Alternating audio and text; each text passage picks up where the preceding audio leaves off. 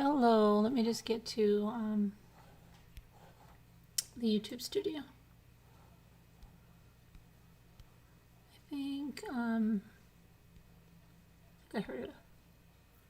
I heard something coming down the street. I think I heard something coming down the YouTube street. Did you guys hear that?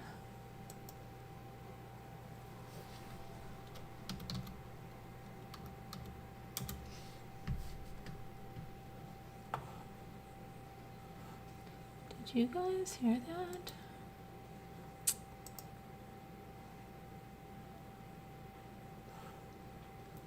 Okay, hold on here. Okay.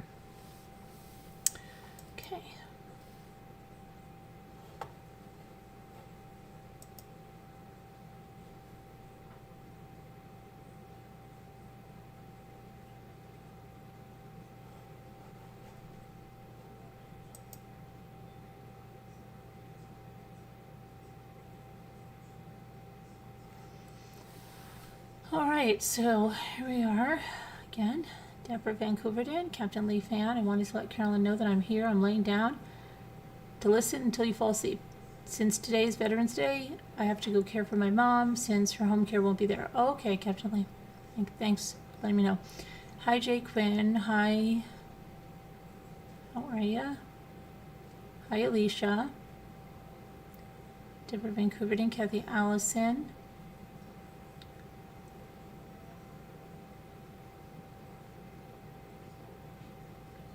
Michael, you're getting engaged to Deborah Vancouverton. Congratulations. Let's see. Still, I'm not used to the time change either. Kevin Leonard. How did the telephone propose to his girlfriend? He gave it a ring. Anna Sweden, Anna, you got the notification. Oh, thanks. Tammy, Casey, easily distracted, Mimi F. All right, so Julianne Gonzalez.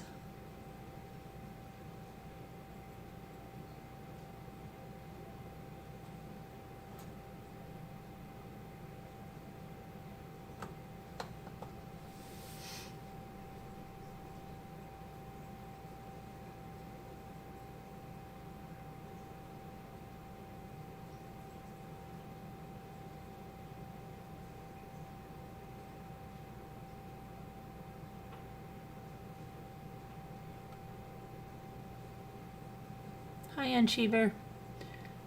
Okay. You give up on notifications? Hi, Joe Glover. Haven't seen you in a long time. Joe Glover. Joe Glover. Joe Glover. Joe, your mama. Joe. There was another person. Joe Glover. And then what was the other one that was like, it wasn't Joe Mama. It was Joe Madre. Okay, that's what I'm thinking of. And where is Gail B? I hope you're okay, Gail B. Scooby Don't, Carol Clark. Yeah, Gail B, I hope you're okay. Haven't seen you in a long time. The Pink Dahlia. Okay. All right, so we have to finish a little bit on LMNW50. Let me see if I closed it down, then we're going to have troubles. We're probably going to have troubles because I think I did close it down. But I think I knew basically where I was.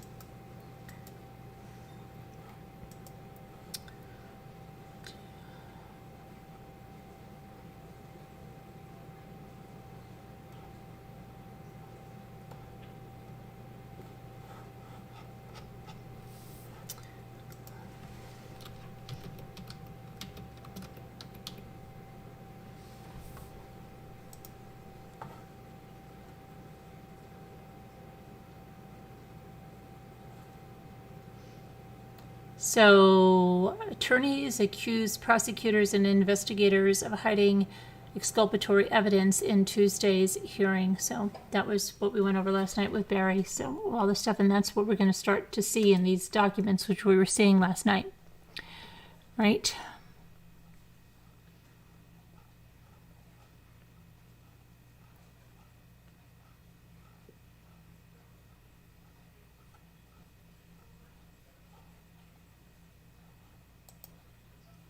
Okay, so let me just pull this up. We are we're going through the July, August, and we're almost, I think we were like, hold on, we were pretty far through this.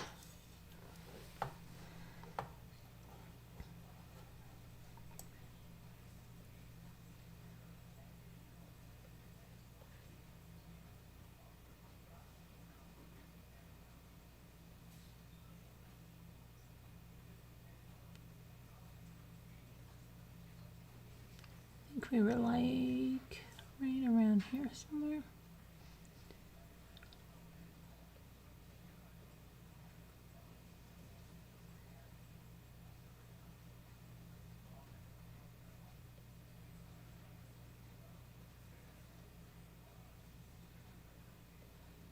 Yeah, this is when he was getting out on bond, I believe. This is, okay, let me pull this over.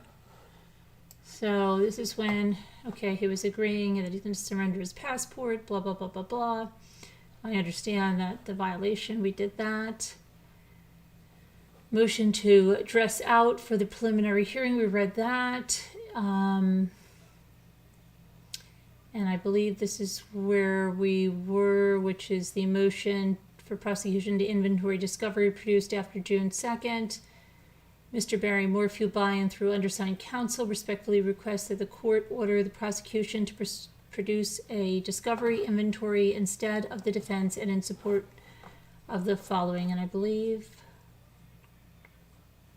we might have done this. Let me see. An expensive burden on Mr. Morphew. Yeah, it looks like we did this one. And then this was motion to set and dismiss murder charges for oh yes, we did this one. This was the lack of body. Right, we did that. Then this was preliminary hearing. I think this is where we were. I believe very much so. This is where we were. Okay, so let's come now. The people of the state of Colorado by and through Linda Stanley, District Attorney for the 11th Judicial District, provide the Honorable Court for the foregoing memorandum regarding preliminary hearings and proof evident presumption great. As grounds for this motion, the people inform the court as follows. Preliminary hearing. The purpose of the preliminary hearing is to determine whether there is probable cause to support the charges brought by the people. Okay, and then it goes into this thing, which we do not have to go through this. Okay, the bulk of the evidence at the preliminary hearing need not be admissible at trial and may consist of hearsay and other inadmissible evidence. 2, and it's going to go through this one. 3, defendant has no constitutional right to unrestricted confrontation of witnesses. Defendant has not constitutional right to introduce evidence at preliminary hearing. A preliminary hearing is not intended to be a mini trial. A preliminary hearing is not intended to afford the defendant the opportunity to effect discovery. A judge may not engage in credible determinations unless the testimony is incredible as a matter of law at a preliminary hearing. Defense counsel has no legitimate motive to engage in credibility inquiries and may be prohibited from doing so. The right to cross-examine may be curtailed by the judge in all but the most unusual circumstances. Proof evident presumption great principles. Defendant must request a bond proof presumption hearing. Okay, goes through this. This is just different cases it's citing there, which we don't need to go nuts on that. Okay.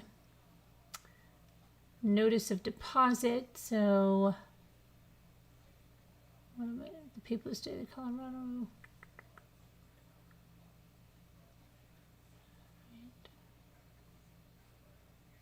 And This is just the cases that they cited. It's just attached. We don't have to go through this. Okay, so we're on to part 3 now for real. So we actually did finish it up last night. All right, let me get part 3.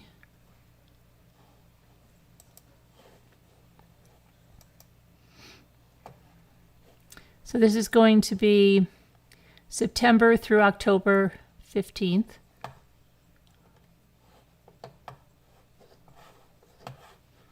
Let me shut this down. Shut down. I don't want to keep that up because then sometimes it's just too many documents scrolling through. Okay, so this is filed September 3rd. Addendum to motion to set bond and dismiss murder charges for lack of body, proof evident, and probable cause. So this is an addendum.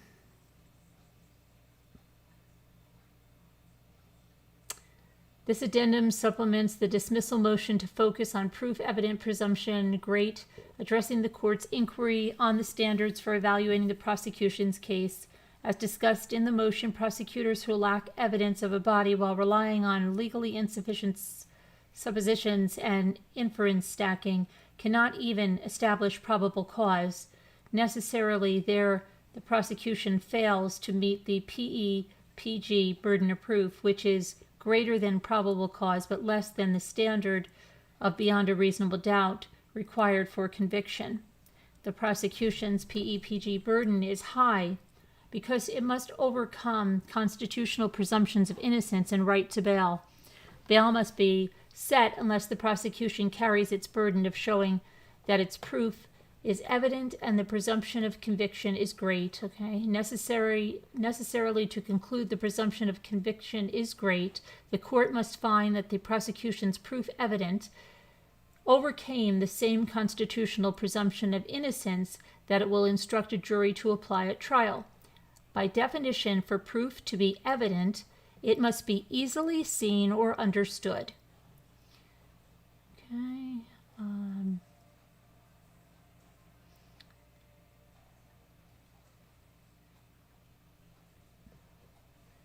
This is just going to go cite, it's going to cite a lot of cases here. We don't really need to go through that. I think we understand the deficiencies in the prosecution case here are made clear by comparison to a much stronger case where the Colorado Supreme Court reversed PE-PG finding. The evidence there was much more compelling than here. Among other things, there was no doubt that the victims were in fact murdered. The defendant had been involved in a disturbance at the apartment occupied by a murder victim 3 months before the killings. He was near that apartment on the night of the killings, and his fingerprint was inside the apartment.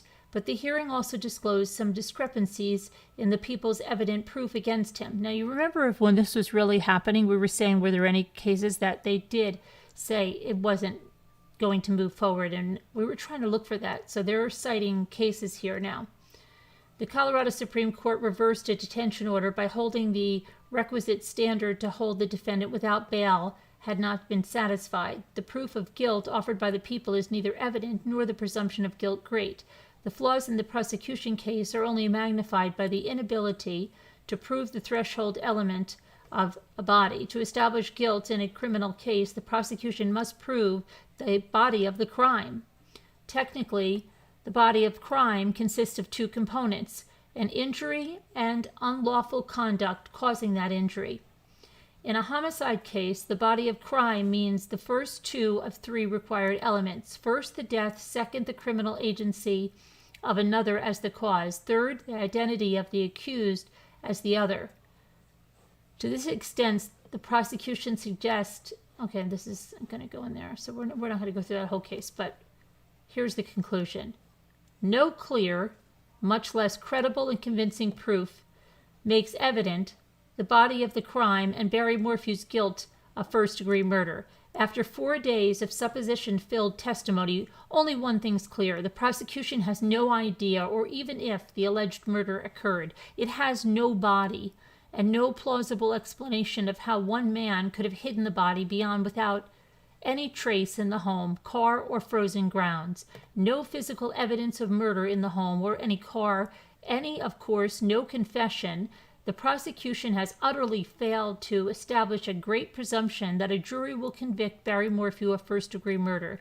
As such, the court must effectuate the constitutional presumptions of innocence and the right to bail. Respectfully submitted this 3rd day of September 2021. Okay, now this one is the people's response to the addendum to the motion to set bond and dismiss the murder charges. So let's just go through this one.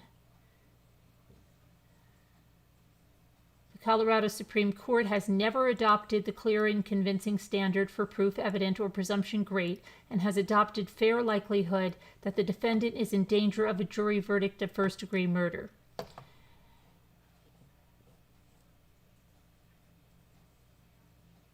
The defendant cites People v. Jones, and it says this paragraph does not support the defendant's argument that proof evident or presumption great is similar or should be interpreted to mean clear and convincing evidence. The paragraph in total states, and then it goes through this whole thing. Okay, so we're just going to kind of skim through this part, okay?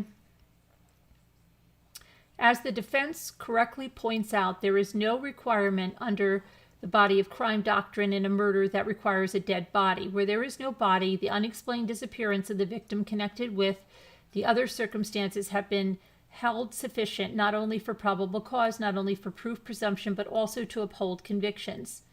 And then it goes into these case laws.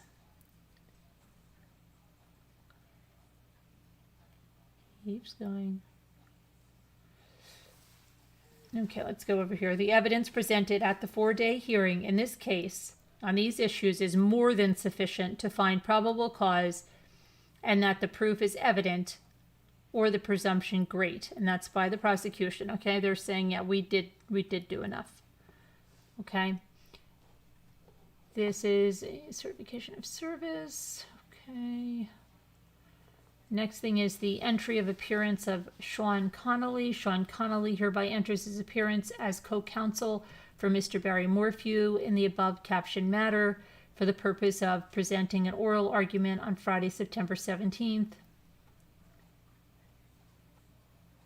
This is a D21 People's Addendum to response to motion to set bond and to dismiss murder charges. Gosh, that scared me.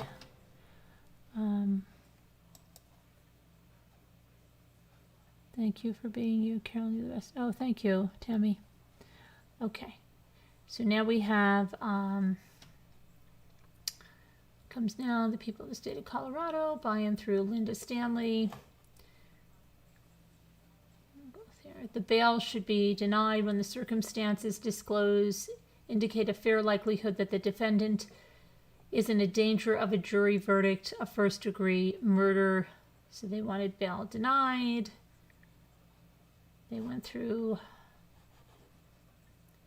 different things and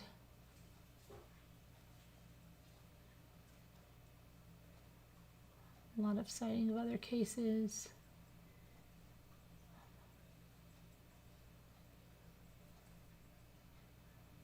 Okay, motion for contempt sanctions for violations of court order to limit pretrial publicity. Mr. Morphew further requests that the court rules on the motion. The court issue a gag order precluding the district attorney to comment on the case or the court's September 17, 2021 rulings. Mr.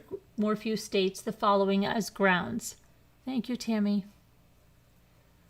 On June 3, 2021, the court entered an order instructing the parties to refrain from making extrajudicial statements on the basis of the Colorado Rules of Professional Conduct 3.6 and 3.8.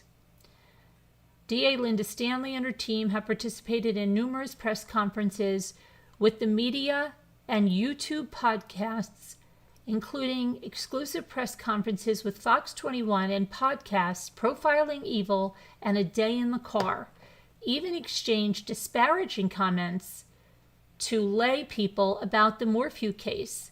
The DAs have crossed the line, doing more than quoting and referring without comment to public records in violation of the court order section ID and IE and the Colorado Rule of Professional Conduct 3.8. So, okay, they are referencing, their participation on podcasts and YouTube channels. The podcast the DA's office has participated in or provided comments appear to have been viewed over 25,000 times. It is unknown how many times or people viewed the DA's exclusive press conferences with Fox News. The DA's extrajudicial statements in the media and social media have the great likelihood of influencing the jury panel and materially prejudicing Mr. Morphew's case. The numerous comments violate the order as the DAs have villainized Mr. Morphew improperly, cited the rule of law which will certainly cause public mistrust of this case, and indicated that not only is Mr. Morphew is charged but inferred he's guilty without any reference to the fact that Mr. Morphew is presumed innocent until and unless proven guilty. Ms. Stanley and her team hold on a minute, I gotta get a drink. I feel like I have something. Ms. Stanley and her team have misstated their ethical obligations and mandates by this court by repeatedly justifying statements to the press and social media outlets, or on many occasions, and she is free to talk about anything that is out in the public. August 30th, 2021, Profiling Evil preliminary hearing with DA Linda Stanley at 53 minutes and 61 minutes 25 seconds. However, as the court ordered, the DA can only make limited statements without elaboration and quote from or refer without comment to public records. Ms. Stanley's lengthy interview on the Profiling Evil podcast called Preliminary Hearing with DA Linda Stanley included the following statements. Mr. Morphew can always be charged again later, even if acquitted, if the court dismisses the charges by state or federal authorities. A discussion of Ms. Stanley's opinion on the difference between circumstantial and real evidence, including presenting a jury instruction. In response to a comment that Barry Morphew was staring down the DA at the hearing, Ms. Stanley said, "She was staring back at him at every chance I got." We, the DA's office, did not have the arrest affidavit until after he, Barry, was arrested. On September 14th, 2021, Linda Stanley was interviewed by Jules Wolfe, and that interview was disseminated on the YouTube show called Another Day in the Car with Jules, titled I Got This, DA Linda Stanley. The podcaster indicated that she had interviewed DA Stanley and also produced text messages the podcaster and DA Stanley exchanged. DA did not read the arrest affidavit before Mr. Morphew was arrested. Mr. Morphew was probably getting ready to flee. Suzanne Morphew was a beginner at bike riding. Text response by Ms. Stanley of a thumbs up to a comment about why the spy pen recording was good evidence. Ms. Stanley stated, "We only know of one helmet." A person who uses Linda Stanley's photograph and her name on the YouTube comment section of the Profiling Evil podcast strikes back at a few people about the facts and their beliefs about the Morphew case. The above DA statements are just a sampling of the DA's many prejudicial comments made to the public. The time it takes to review the DA's many public statements and comments and writes motions to this court is onerous. However, it is more than just onerous. The DA's extrajudicial statements have violated the court order, the rules of professional conduct, and Mr. Morphew's constitutional rights to a fair trial and due process. Mr. Morphew requests the court order the following contempt sanctions. The impose a gag order immediately unless the DA can show cause why it should continue to taint the jury pool. Order the DA to reimburse Mr. Morphew for attorney's fees and costs related to the research and filing of this motion.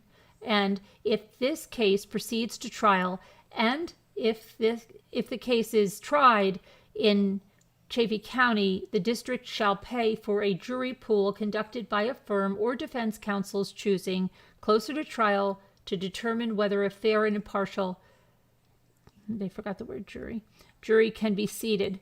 Respectfully submitted the 16th day of September 2021. Okay, and then here we have mandatory protection order. And this is the People versus Barry Morphew. Okay, so here's the full name of the defendant, Barry Lee Morphew, full name of the protected party, Mormon, Melinda Mormon, that's Suzanne's sister, David Mormon, that's Suzanne's brother. Then you've got Sheila Oliver and Jean Ritter.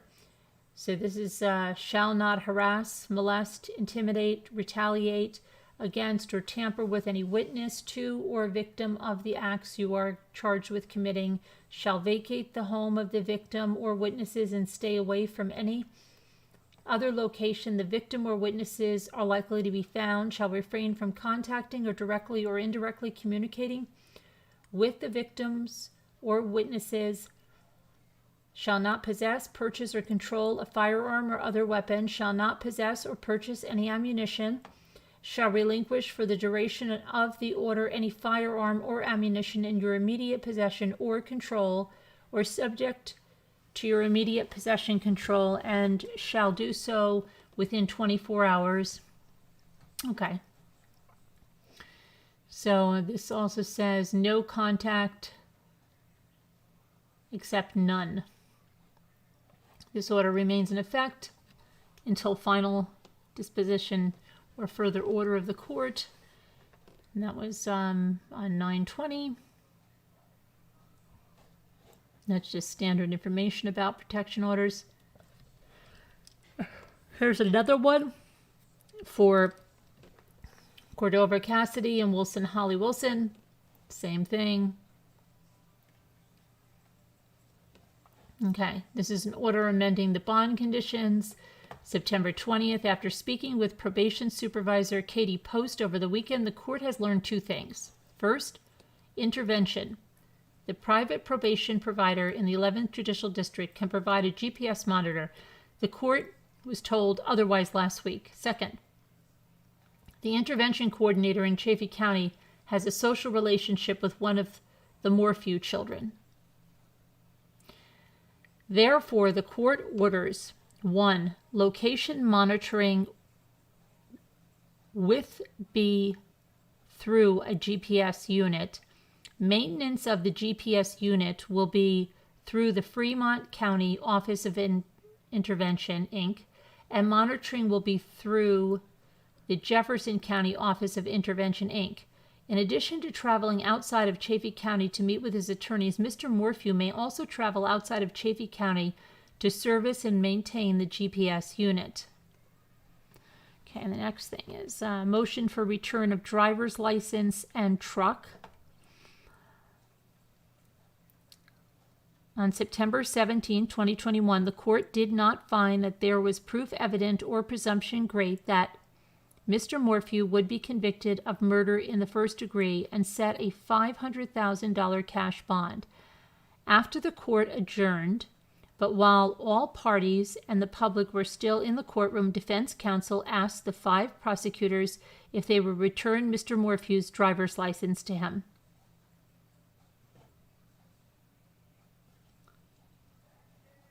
DA Jeff Lindsay refused and stated the driver's license was evidence and would not be returned without a court order. Counsel asked the judge's clerk if the court could come back out to the courtroom to address the issue, although the prosecutors heard counsel make this request. Counsel also directly advised the prosecutors they asked the court to come back out to the courtroom. While making the request, all 5 prosecutors quickly gathered their belongings to leave the courtroom. Some of the prosecutors were in the threshold between the courtroom doors and the hallway when the court clerk came out of chambers and tried to address the prosecutors. DA Stanley finally turned around, and the court clerk asked if the DA's office would turn over the driver's license without a court order. DA Stanley said no. The court clerk advised counsel to file a motion and it would be handled quickly. Defense files this motion requesting Mr. Morphew's driver's license and truck purchased after Mrs. Morphew disappeared be returned to him immediately, and states the following grounds. Mr. Morphew cannot live a life, support himself and his daughters without proof of his identity. Mr. Morphew's passport will be surrendered, thus he will need his driver's license for both identification and to drive. It is unclear how Mr. Morphew's driver's license, seized on May 5, 2021, is evidence in this case. There is no mention made of the driver's license in the probable cause hearing or in the affidavit to arrest Mr. Morphew. However, it is necessary to prove a fact in the case at trial. Mr. Morphew will stipulate that a copy of the driver's license will serve as the best evidence. On May 5, 2021, law enforcement also seized Mr. Morphew's 2020 Ford F-350 King Ranch and the contents of the truck that he purchased in June 2020 after Suzanne disappeared. The truck is not part of the prosecution's case. The truck was not alleged or mentioned in the affidavit, nor in the probable cause hearing, to be a component of the case against Mr. Morphew. The value of the truck is approximately $80,000 and is necessary for Mr. Morphew to do contracting work in order to support himself and his daughters. The truck contains $6,000 in cash as well as Mr. Morphew's tools. Mr. Morphew will need to drive not only for work but to travel to comply with bond conditions and meet with counsel. Mr. Morphew's bond conditions include him working with Fremont and Jefferson counties to obtain a GPS monitor, and Mr. Morphew's attorney's office is in Denver, Colorado. Again, if the prosecution alleges this truck is evidence in this case, the defense will stipulate to its existence and seizure on May 5, 2021. Last, the defense is concerned about the unprofessional conduct of the DA's office and the inefficient and unnecessary involvement of the court in matters which should be able to be resolved by the parties. The defense requests that the court encourage the DA to work with the defense on matters that do not need court involvement. Wherefore, Mr. Morphew respectfully requests the court order the DAs to return Mr. Morphew's driver's license and his 2020 Ford 350 King Ranch to Mr. Morphew by September 21, 2021. And this is a motion for protection order and condition of bond. So let's see what this is about. As grounds for this motion, the people inform the court as follows. On behalf of the current residents of 19057 Puma Path, Salida, Colorado, the people hereby request that this court issue a bond condition and no contact provision of the mandatory protection order prohibiting the defendant from contacting them or going to their Salida, Colorado residence. So the new owners of Barry's house, this is a protection order to keep him away from them. After the sale of the property, the defendant appeared at the residence uninvited. The current residents are concerned he will do the same if he makes bond. For purposes of this request, CRS 18-1-1013 provides in pertinent part, nothing in this section shall preclude the district attorney from applying to the court at any time for further orders, additional provisions under the protection order or modification of the same. The residents of 19057 Puma Path, Salida, Colorado, support the request for a no-contact protection order and condition of bond to stay off the property and remain outside the gate of the private drive leading to the residence. Stay away from our house, Barry. Okay. And then we have here, this is a mandatory protection order again. And this is, again, her brother, Suzanne's brother, sister is here. So the same one. And this again is Cassidy and Wilson. Oh, that's the same. And Here we go. Waiver of extradition as a condition of bail bond. I, Barry Lee Morphew, have been arrested for a felony offense on 5/5/2021, and as a condition of my bail bond, consent to the following. I understand that it's a violation of my bond to leave Colorado without the approval of the court. Surety that if I am arrested in another state, I can be returned to Colorado through the extradition process. I will not resist or fight any effort by any state to return me to Colorado and waive all formal extradition proceedings. I understand I shall not be admitted to bail in any other state pending extradition to Colorado. I agree to waive any right I have to contest my extradition, and I waive this right freely, voluntarily, and intelligently. This is an intervention technology report. The above-named defendant was ordered to comply with GPS monitoring. The defendant reported to intervention on September 20th, 2021, as ordered by the court to begin GPS monitoring. Okay, so he got his ankle bracelet, I guess, and everything there. Now, this is a people's motion to modify bond conditions. Okay, so this is by and through Linda Stanley, blah, blah, blah, blah, blah. Request of the court to modify bond conditions in order to prevent the defendant from residing at 10987 Puma Path Drive, Maysville, Colorado, also known as the Cushman residence. As grounds for this motion, the people inform the court as follows. The people have been made aware that the defendant has proposed he will live at a vacant residence, frequently used as an Airbnb or vacation rental, at 10987 Puma Path Drive, Maysville, Colorado, in the Monarch Estates subdivision Cushman residence. The people request the court to enter an order that would prohibit the defendant from residing at that location for the following reasons.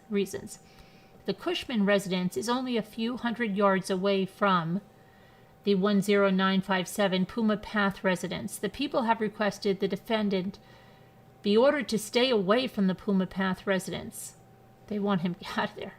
The Cushman residence is in the same neighborhood and is near the Ritter residence, located at 10969 Monarch River Drive, Maysville, Colorado.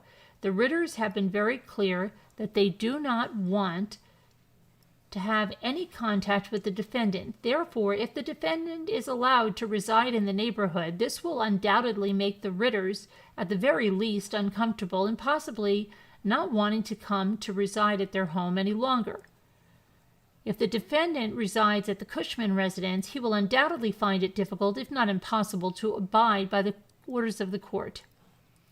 The people have every reason to believe the defendant is paying rent at a residence in Salida, 315 Poncha Boulevard, near the courthouse. It makes sense for the defendant to reside at this residence instead.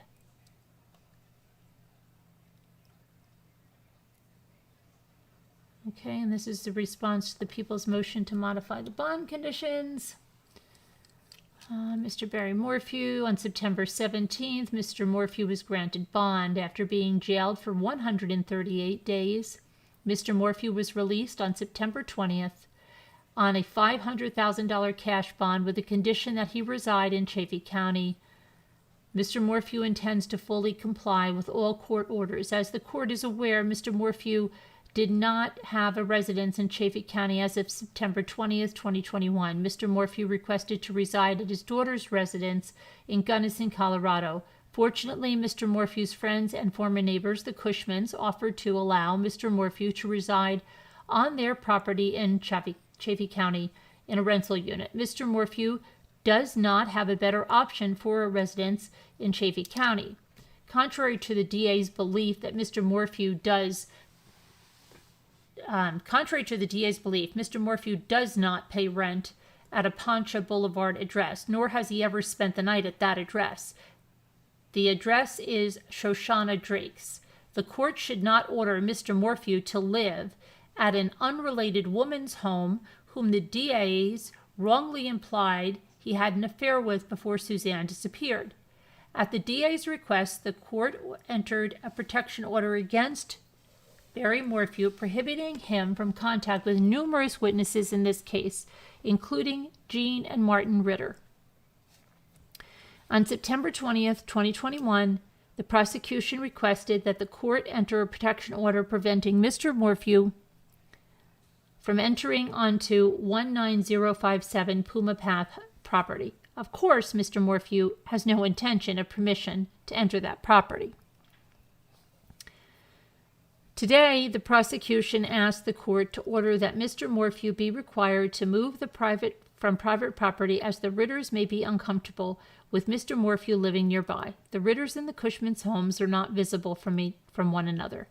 They are located on different roads that do not intersect, and they are located across from each other, separated by a rushing river. Protection orders are designed to protect those who must present evidence in criminal justice systems and protect the safety of people in volatile settings.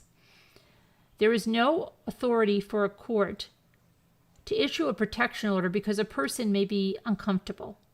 There is no indication that Mr. Morphew has posed or poses any threat to the Ritters, or that Mr. Morphew has been volatile towards them. The residents of Mr. Morphew's former house are not witnesses in the case and have no standing to request a protection order in this criminal case. Mr. Morphew has not threatened, intimidated, or harassed the residents of 19057 Puma Path. Many residents of Chaffee County may feel uncomfortable with Mr. Morphew living nearby and occasioning their public spaces and businesses. However, the court has no authority to grant a protection order against Mr. Morphew for all uncomfortable residents of Chaffee County.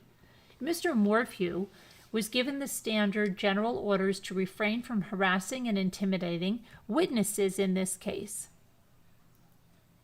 It is unorthodox to order an accused to live in a certain perimeter or county, much less one who has posted a $500,000 cash bond and who has forfeited their passport.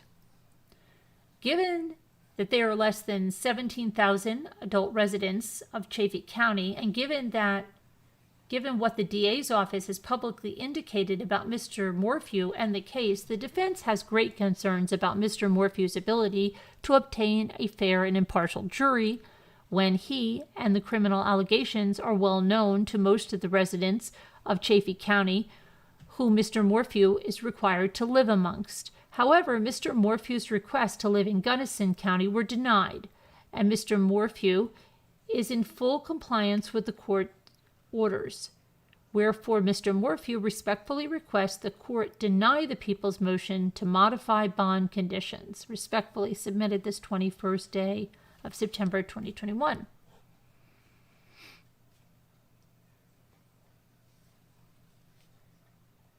Okay, and this is the supplement to response to the people's motion to modify the bond conditions.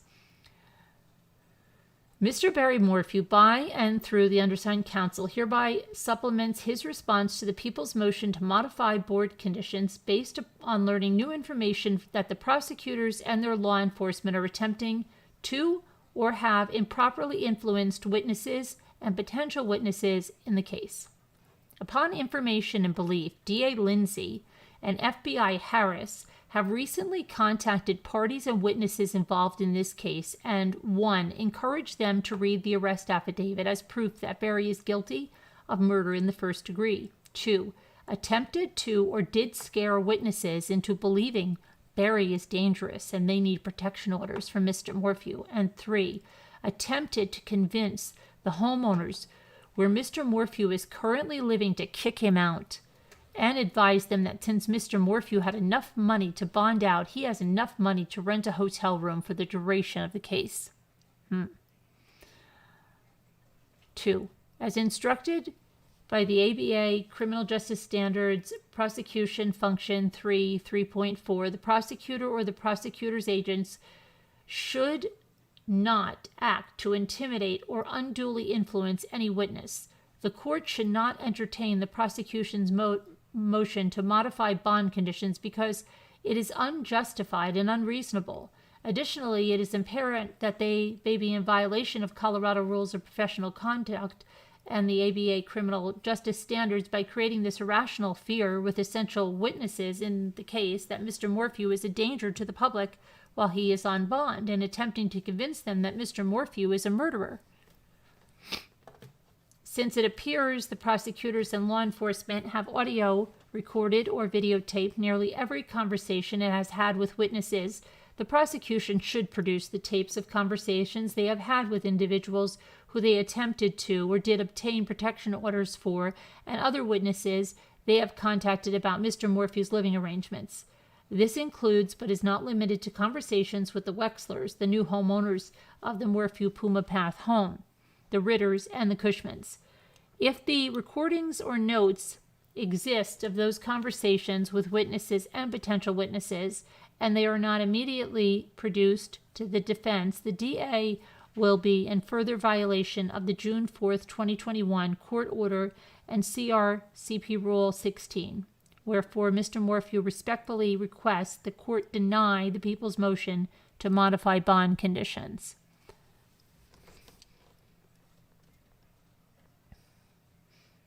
Okay, and this is the motion requesting the defendant vacate the Cushman's premises for time certain. D20. Okay, so this, come now, the people of the state of Colorado, by and through Linda Stanley, District Attorney for the 11th Judicial District. They request the court enter an order requiring the defendant and his girlfriend, Shoshana Dark, to vacate the Cushman's premises for a date and time certain as listed below. As grounds for this motion, the people inform the court as follows. 1. The people believe the defendant is residing at the Cushman residence, 10987 Puma Path Drive, Maysville, Colorado, during the time he is out on bond. The Cushman residence near the residence where the Morphews previously lived, 10957 Puma Path Drive. The family at the 10957 Puma Path Drive have requested that the defendant be restrained from contacting them and to stay off their property, since the defendant has moved to the Cushman residence and the recent arrest of Shoshana Drake.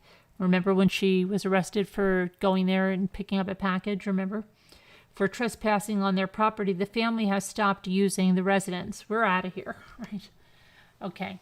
3. The neighborhood association has been in the process of installing an electronic security gate in the housing area for quite some time, and there have been delays associated with materials that have prevented the gate from being fully installed. Martin and Jean Ritter, who reside at 10969 Monarch River Drive, Maysville, Colorado, and a group of other residents have secured the materials to install the gate. The Ritters and other residents are doing the actual labor. The court should note that the gate is less than 100 yards from the Cushman residence and is the gate that allows residents into the properties. The process for the completion of the gate involves digging trenches, laying wires, and other time-consuming activities. The defendant has been ordered to not have contact with Martin and Jean Ritter. The installation of the gate will involve the potential of the defendant having contact with Martin and Jean Ritter. The Ritters have made it clear they want no contact with the defendant. The Ritters have requested the defendant to vacate the Cushman residence on the following dates and times: October 5th, October 6th, October 7th, from 8 to 5. The work party should have ample time during this 3-day period to safely install the residential security gate. It is imperative the Ritters and the other neighbors be able to install the gate prior to the winter season. Wherefore, the people request the court enter an order requiring the defendant to vacate the Cushman residence on the above-mentioned dates and times.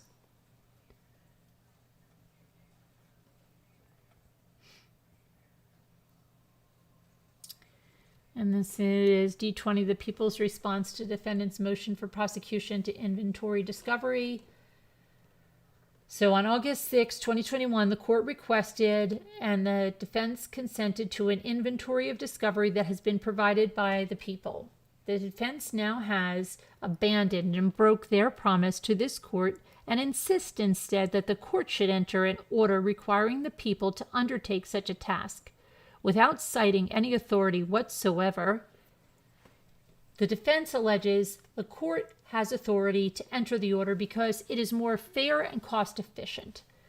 The obligations of the prosecution to the defendant for discovery is required and limited by the constitutions of the United States and Colorado statutes, court rules, and the rules of professional conduct. Thus, under Colorado law, district courts have no freestanding authority to grant criminal discovery beyond what is authorized by the Constitution, the rules, or by statute. Let's see. The defense does not have the right to compel the state to search out and gather evidence in his behalf. The people have complied with discovery. It is the defendant's responsibility to independently conduct his own investigation. It is the defense's responsibility to review and structure the discovery as they see fit. It is not the responsibility of the people. For the foregoing reasons, the people respectfully request that this court deny the motion. Okay, and this is a motion to schedule an additional week for trial. Mr. Barry Morphew, by and through undersigned counsel, hereby request the court amend its trial scheduling order to schedule a total of 5 weeks for trial. Previously in open court, the court stated that 4 weeks would be set aside for the trial of this case. Since that time, in reviewing discovery and pertinent case law regarding admission of Mr. Morphew's statements, it has become apparent that time will be needed for the jurors to view in their entirety the videotapes of Mr. Morphew's police interrogation. It is counsel's understanding that the prosecution will seek to introduce significant portions, if not all, of the interrogation statements.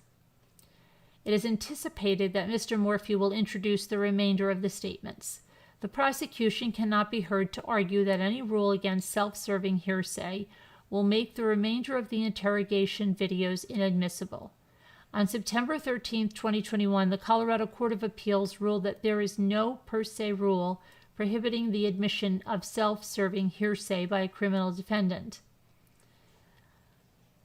After appropriate redactions, it is estimated that there will still be approximately 30 hours of interrogation audio and video to be presented in open court.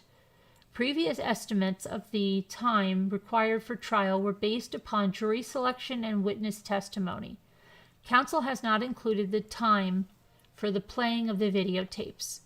Wherefore, Mr. Morphew respectfully requests the court add an additional week commencing on April 25th, 2021, onto the time reserved for the trial to 5 weeks for the trial of this case. Respectfully submitted the 4th day of October, 2021.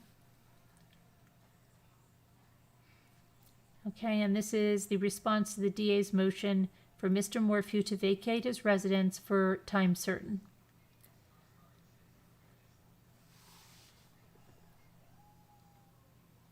Mr. Morphew, by and through counsel, requests that the court deny the people's motion requesting Mr. Morphew vacate the Cushman premises for time certain for the following reasons. 1.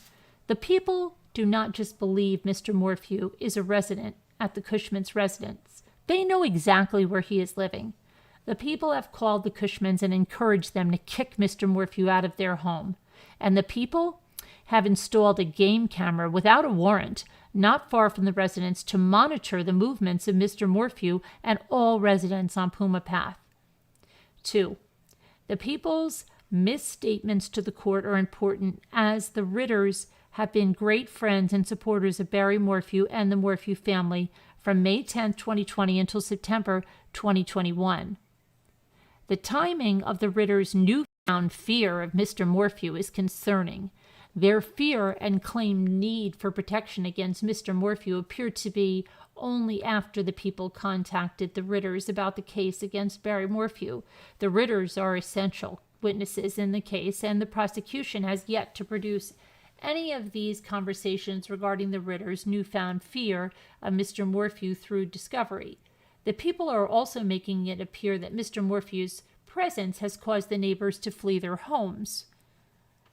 Upon information and belief, many of the residents in the area, including the residents at 10957 Puma Path, the Wexlers and the Ritters use their homes, as do the Cushmans, as vacation homes and or live elsewhere in the winter. For example, the Wexlers were out of town when Miss Drake allegedly retrieved a package from their doorstep that had been misdelivered to their home. 4. It is true that the neighborhood association has been in the process of installing electronic safety gate on Puma Path Road, leading to the Cushmans' 2 properties and the Wexler's property on 10957 Puma Path Drive. But there are 2 important pieces to this. First, the Ritters do not live on Puma Path Road. They live on Monarch River Drive. The Ritters' road directly connects to Highway 50, not seen in the DA's motions exhibit. The Ritters do not use Puma Path unless they want to use the trash dumpster that the Cushmans arranged and pay for near their property. There is a gate at Monarch River Drive which precludes non-residents from driving onto the Ritters Road. Mr. Morphew is residing in the Cushmans' cottage, approximately 100 yards away from the Cushmans' main residence. The Ritters cannot see the Cushmans' cottage from their property and cannot access it as there is a forest and a rushing river between the 2 homes. The only way the Ritters can get to the Cushmans' properties is by going through the electronic solar gate on Monarch Drive, driving to Highway 50, driving west on Highway 50 away from Salida, taking a left onto CCR 225, and then taking a left onto Puma Path Drive. Second, the installation of the gates came about after Suzanne disappeared and at the behest of Mr. Morphew. Mr. Morphew was concerned about the safety of his daughters and talked to the Ritters, the president of the HOA, to get the neighbors to install gates on their respective roads. The Puma Path gate is currently installed. It just does not have power attached to it, so it is rope tied to the pole.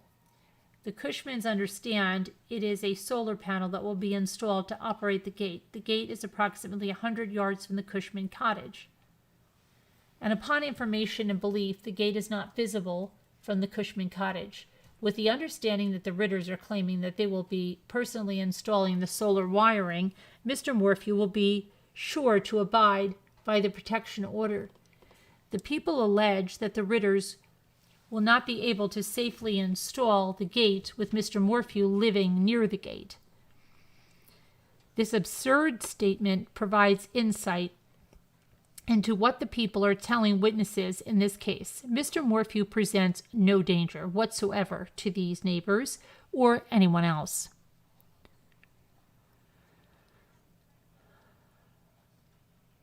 The prosecution is playing fast and loose with the facts in an attempt to inflame the court and perhaps the neighbors against Mr. Morphew. The court should reject this attempt.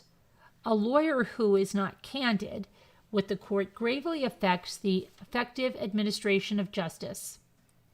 A lawyer shall not engage in conduct prejudicial to the administration of justice.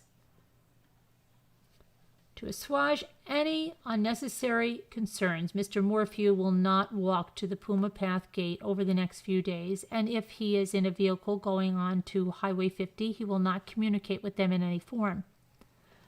The Cushman's 2 sons, age 50, are 2 professionals. They are in town and currently staying at the Cushman residence. The Ritters have the Cushman's house number and are free to contact the Cushman's sons if they want to advise them that they are at the gate or have left the gate for the day. Wherefore, Mr. Morphew respectfully requests the court reject the prosecution's attempts to have the court micromanage Mr. Morphew's conditions of release and deny its motion requesting the defendant vacate the Cushman's premises for time certain. And this is just a map of that. Okay, this is the people's motion to set a deadline for defense disclosures and for a pretrial readiness conference. Okay, we're not to come now, the people, Linda Stanley, okay.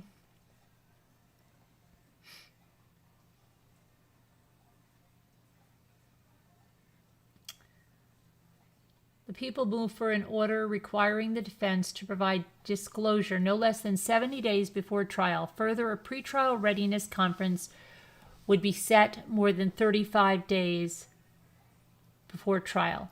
The disclosure deadlines for both parties would be extended if a continuance of the trial is sought and granted by either party. The essential need for an effective justice system is that discovery be provided not only from the prosecution to the defense, but from the defense to the prosecution as well. We have elected to employ an adversary system of criminal justice in which the parties contest all issues before a court of law. They need to develop all relevant facts in an adversary system is both fundamental and comprehensive. The ends of criminal justice would be defeated if judgments were to be founded on a partial or speculative presentation of the facts. The very integrity of the judicial system and the public confidence in the system depend on full disclosure of all the facts within the framework of the rules of evidence. To ensure that justice is done, it is imperative to the function of court the compulsory process be available for the production of evidence needed either by the prosecution or by the defense. Thus, it is constitutional to set deadlines for defense disclosures. It has been over 45 years since the Colorado Supreme Court held that trial by ambush, or the old fox and hounds approach to litigation, does not promote accuracy or efficiency in the search for truth. The discovery rules in criminal proceedings are designed to further the truth-seeking process by permitting the prosecution and defense to obtain relevant information prior to trial. The rules also promote fairness in the criminal process by reducing the risk of trial by ambush. Crim P. Rule 16.2c requires that the defense disclose the names and addresses of all witnesses the defense intends to call at trial. Subsection C of the discovery rule seeks to provide prejudice to the prosecution that may occur when the defendant endorses witnesses on the eve of trial. The court by rule is required to set a deadline for the disclosures. In a felony trial, defense disclosures shall not be less than 35 days before trial. In no case shall such disclosure be less than 35 days before trial for a felony trial. This case involves disclosures by the people of thousands of pages of discovery and endorsement of many, many witnesses. It is conceivable that the defense will call many witnesses as well. Based upon the complexity of discovery provided by the people and possibly by the defense, it is only proper that this court order the defense to provide discovery more than a mere 35 days before trial. In order to advance the search for truth in this case, the people request that the defense be required to provide those required items no later than 70 days before trial. Defense counsel in other cases have waited until the people have totally complied with the 35-day requirement before seeking a continuance of trial, and thus delaying the defense's required disclosures until 35 days before the next trial setting. The people's request for the court set a hearing in advance of 35 days before the trial date, at which time the parties would be required to announce whether they are prepared to proceed on the date set for trial. If a continuance is sought and granted, no matter the party requesting it, the discovery deadline for both parties would be extended. The people respectfully request an order from this court that requires defense disclosures at a minimum of 70 days before trial, and the setting of a pretrial readiness conference of at least 35 days before trial.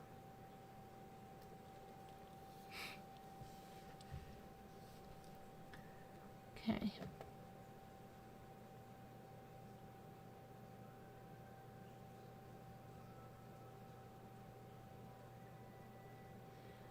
So the DA, from the Office of the DA, they're now in the receipt of the original exhibits from the Chaffee Combined Courts as listed from the preliminary hearing. Okay, and this is the defense proposed pretrial case management order to facilitate efficiency and fairness in what will be a lengthy trial.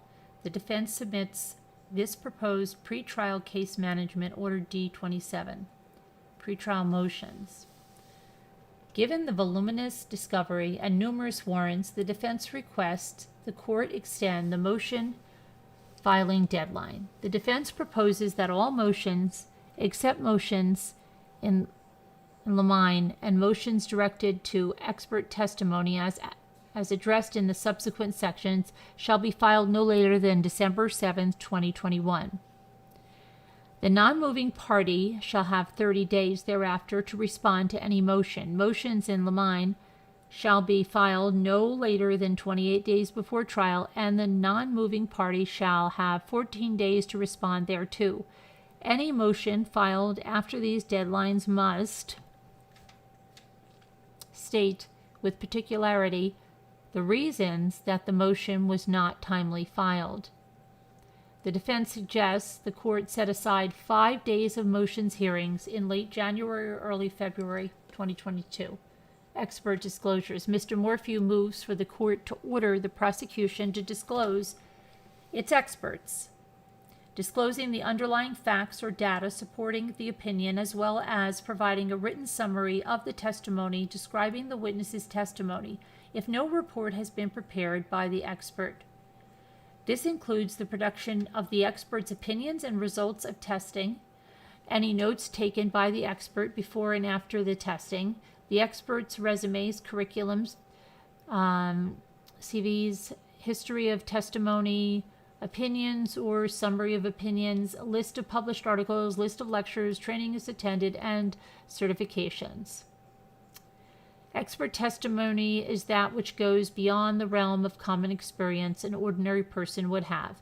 As the burden of proof rests with the prosecution, the defense requests that the prosecution disclose its experts sufficiently in advance of the defense requirement to disclose its potential experts, and then requiring the prosecution to produce any supplemental endorsements after the defense disclosures and prior to any motions hearings regarding expert testimony.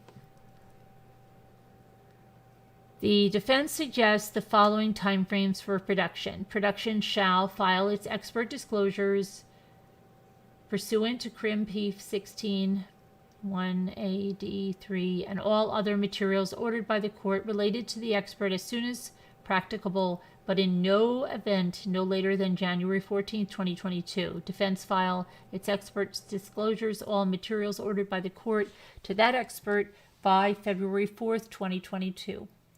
Prosecution shall produce any supplemental expert disclosures by February 11th, 2022.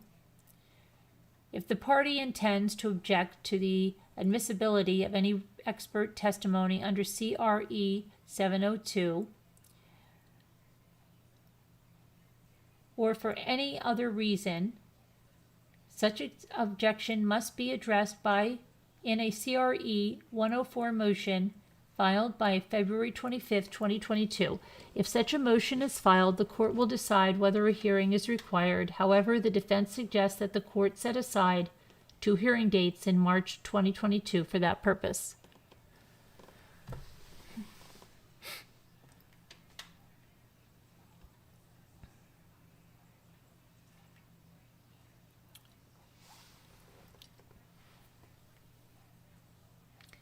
List of witnesses and exhibits and evidence prosecution intends to admit at trial.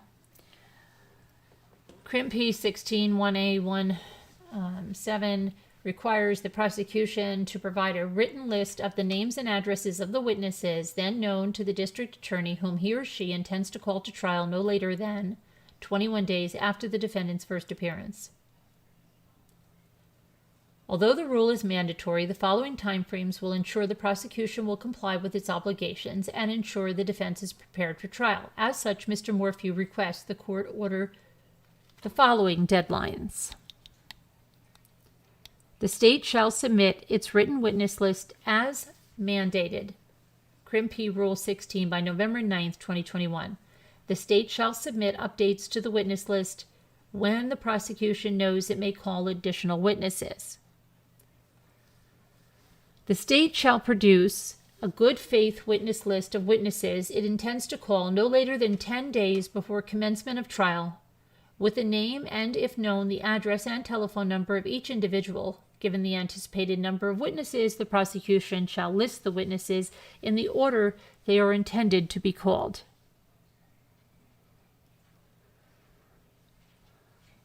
The state shall provide the defense with an exhibit list no later than 10 days before commencement of trial. This shall include a list of all physical or documentary evidence that the state intends to introduce at trial. All such evidence and exhibits shall also be made available to the defense for inspection and copying, including any proposed, exerted, or highlighted exhibits. The exhibits shall be designated by numbers, and each exhibit shall be pre-marked with these designations prior to trial. Jury questionnaires. The parties shall exchange their proposed juror questionnaires by April 1st, 2022. The parties shall file the stipulated and non-stipulated portions of the proposed questionnaires with the court in an editable format by April 8th, 2022. The defense suggests the court consider setting aside 2 days in April 2022 for any argument and or rulings on trial procedures, jury selection issues, and motions in limine. Jury instructions. Proposed jury instructions and verdict forms should be prepared in accordance with Crim P 30 and submitted to the court and opposing counsel on the morning of day 1 of trial. Proposed jury instructions and verdict forms should also be e-filed the day before trial commences and should be produced in an editable format, a doc or a docx. The court staff may have time to modify the jury instructions during trial, but counsel should be prepared to make any modifications or additions to jury instructions before the conclusion of trial. Wherefore, Mr. Morphew respectfully submits this proposed pretrial management order D-27, respectfully submitted the 8th day of October 2021. And this next one is a supplemental motion for court order that the prosecution must properly identify discovery D-20A. Mr. Barry Morphew, by and through undersigned counsel, hereby requests that the court order the prosecution to provide discovery in a searchable, meaningful manner prior to November 9th, 2021 hearing. Specifically, Mr. Morphew requests that the prosecution produce an index of the court-ordered discovery. The index shall include the date of the relevant event. For example, the interview date, the date of the report was generated, the date of the lab test, etc., and the date it was produced to the defense. 2. Create a separate folder or within the index identify the information that is provided in response to this court's order. Information that is material to the prosecution or which tends to negate Mr. Morphew's guilt to the offenses charged or would tend to reduce his punishment or would lead to such evidence. Factual background. The prosecutor has provided discovery in a format that is effectively unsearchable, meaning it's impossible to identify information in a meaningful manner. Because the prosecution does not report on, introduce, or include exculpatory material information when it seeks the court's blessings to their affidavits, search warrants, or motions, the defense has to either believe that all relevant evidence is being highlighted by the prosecution or must spend hours sourcing the discovery for exculpatory evidence. In this case, the defense team spent months scouring and uncovering exculpatory information not presented by the prosecution, and exculpatory information that is wholly inconsistent with the prosecution's assertions. For example, the defense uncovered the following late-produced evidence for the court's consideration. September 2020, email to the prosecution from the Holiday Inn hotel manager asserting that the hotel room above the indoor pool always smells like chlorine due to the location above the pool. Deputy Himschutz May 2020 statement that the dart gun seized at Mr. Morphew's house was inoperable and had not worked for a long time, and the late production of the CODIS matches and investigation. No amount of diligence, much less reasonable diligence, can accomplish the task of meaningfully reviewing the discovery provided. It would take scores of attorneys working around the clock for several years to complete the job.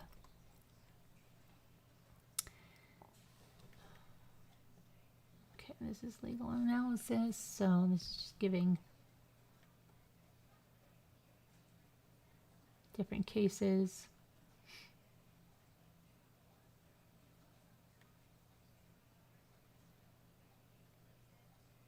Okay, good or bad faith of the prosecutor is irrelevant. Suppression by the prosecution of exculpatory evidence violates Brady irrespective of the good faith or bad faith of the prosecution. This court should reject the prosecution's anticipated argument that it is the job of the defense counsel, not the prosecutor, to identify pertinent information in the morass of discovery provided. The government has the affirmative duty to resolve doubtful questions in favor of disclosure. The prosecutor's role transcends that of an adversary. He or she is the representative not of an ordinary party to controversy, but of a sovereignty whose interest in a criminal prosecution is not that it shall win a case, but that justice shall be done.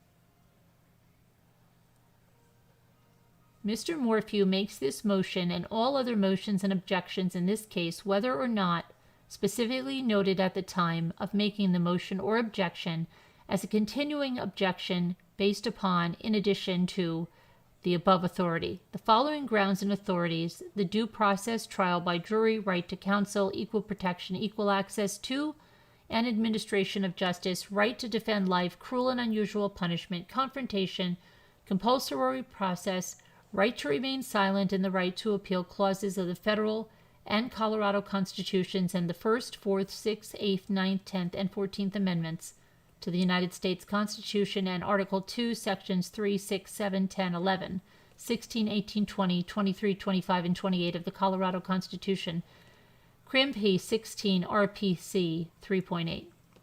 Mr. Morphew cross-references and incorporates by reference all pleadings filed or to be filed in this case and case law cited therein and at oral argument. Wherefore, Mr. Morphew respectfully requests the court order and direct the prosecution to provide discovery in a usable form, index the discovery, and identify the Crim P 16 1A2 discovery prior to November 9th, 2021, and to meaningfully comply with its constitutional obligations as set forth within. Next thing is defense's response to prosecution motion to modify bond conditions P24.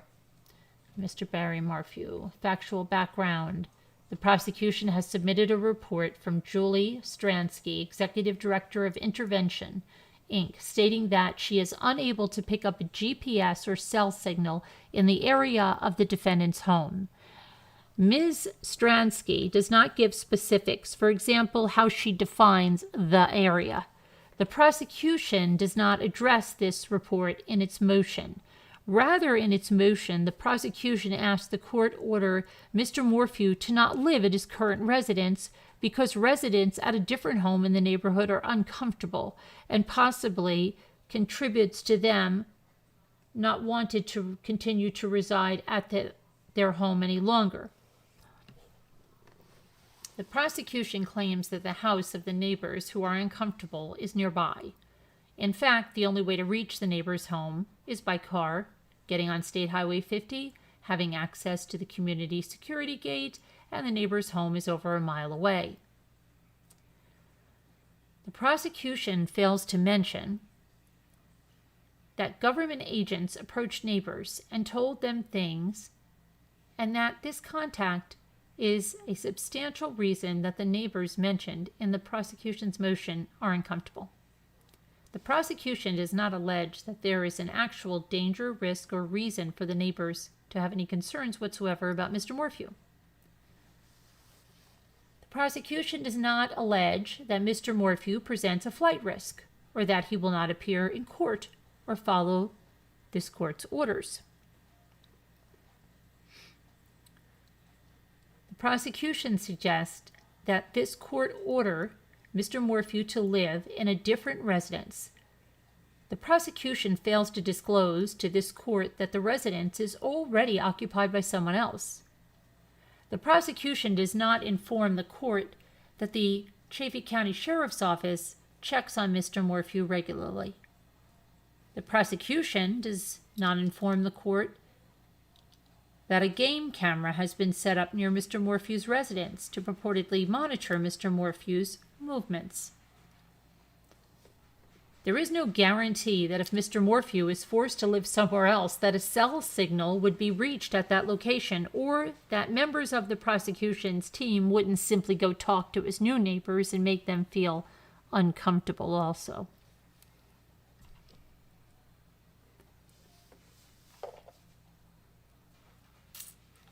Okay, so this is going to go through this analysis here.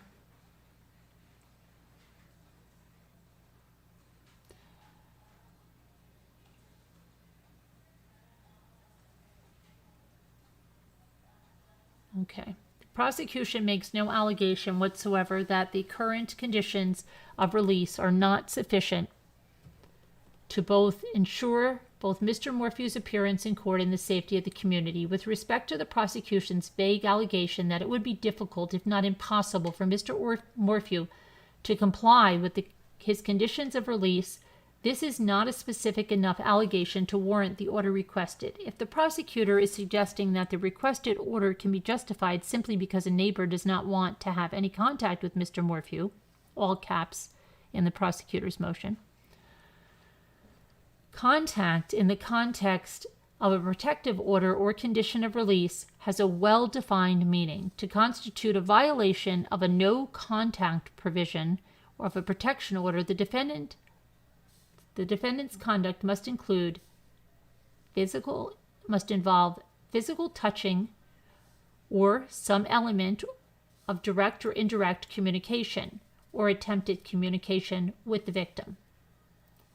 Consequently, incidental contact that occurs unintentionally and is unavoidable is not sufficient by itself to establish a violation.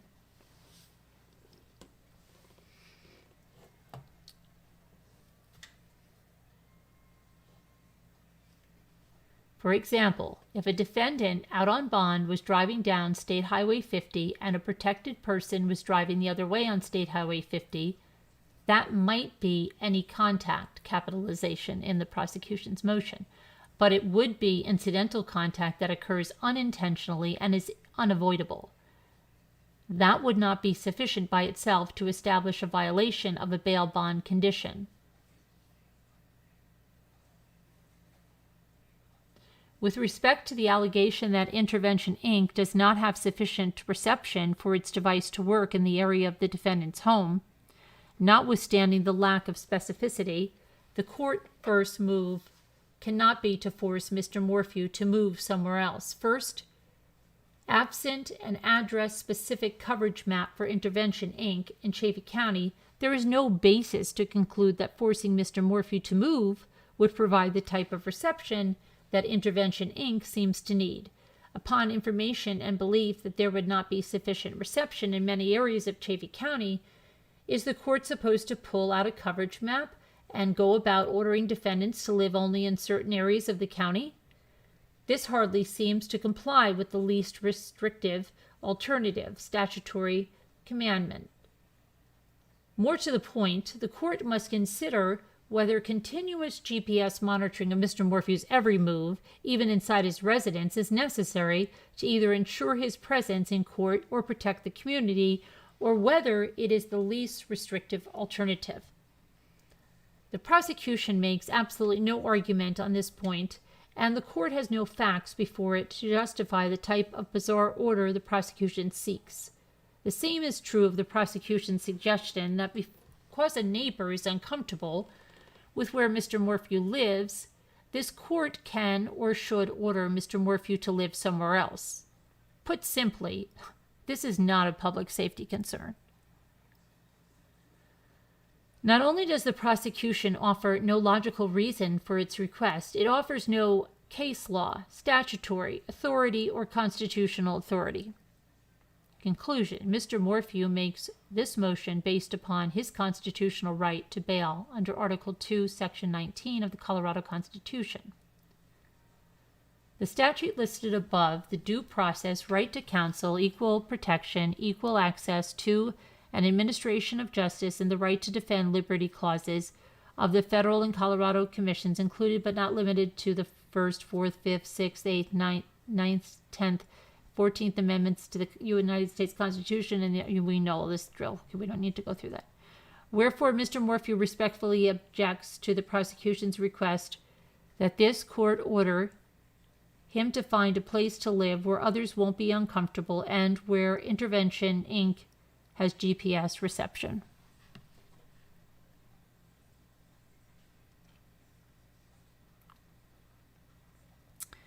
Next one is the motion for withheld discovery and for sanctions, including a contempt citation for violations of this court order, Crim P16 of Brady, Maryland.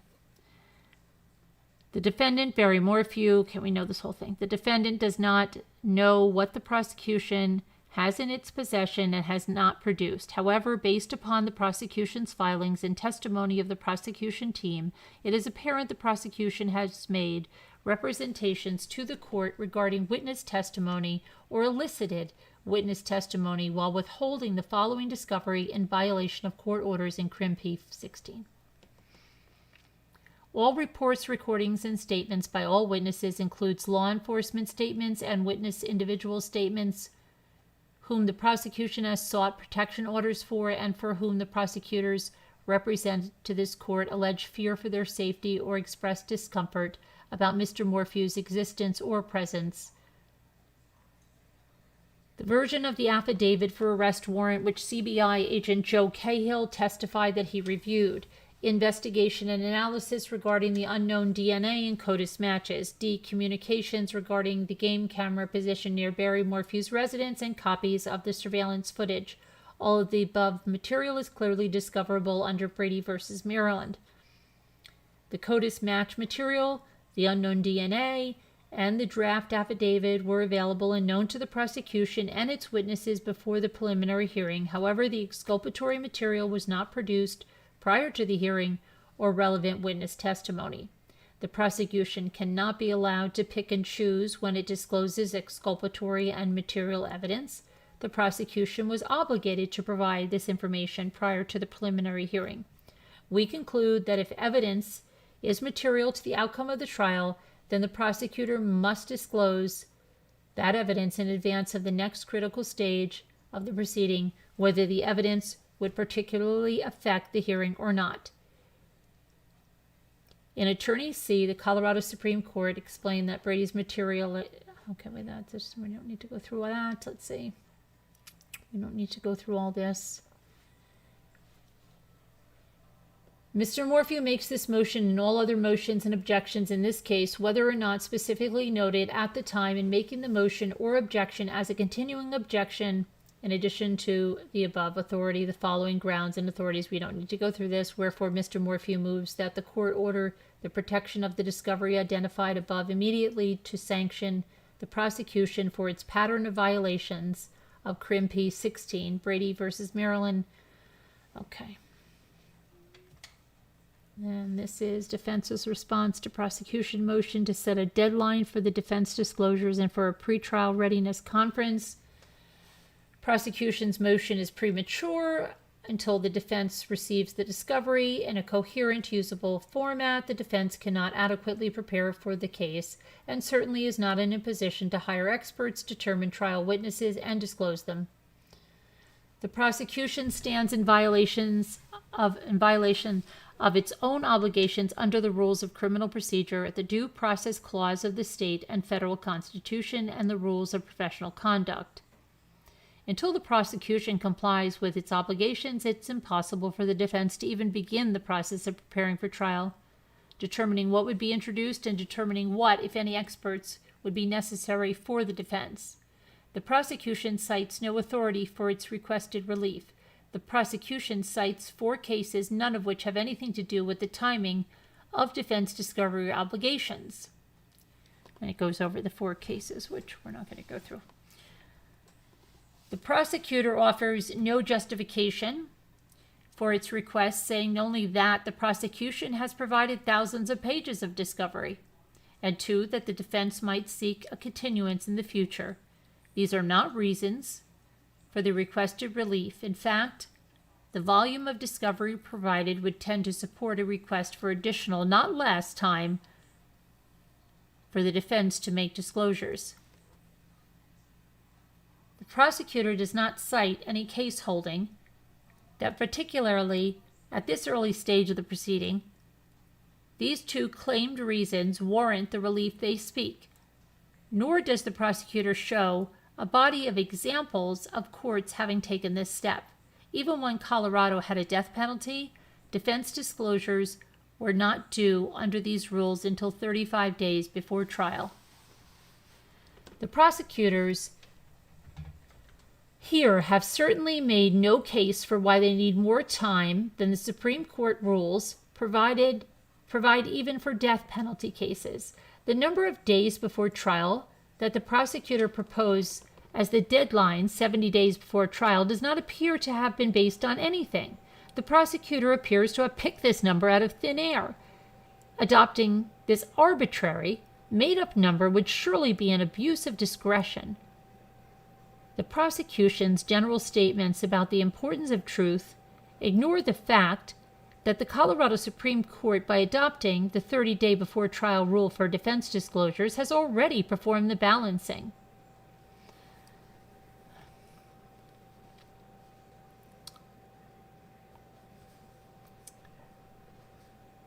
The prosecution's request that this court cut corners on defense preparation time in furtherance of a search for truth completely ignores the fact that in a criminal case, the rules, the federal constitution, and the state constitution are all designed to protect the citizen from the overwhelming power of the government.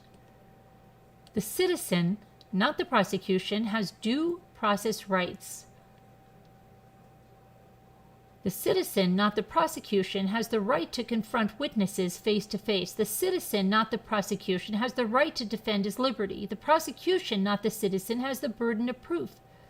The prosecution is not, as the prosecution implies, a mere search for truth designed to help the prosecution prove its case at trial. The rights of criminal procedure follow these same principles. The prosecutor must make its disclosures not later than 21 days after the defendant's first appearance at the time of or following the filing of charges. If later, it must be as soon as practicable.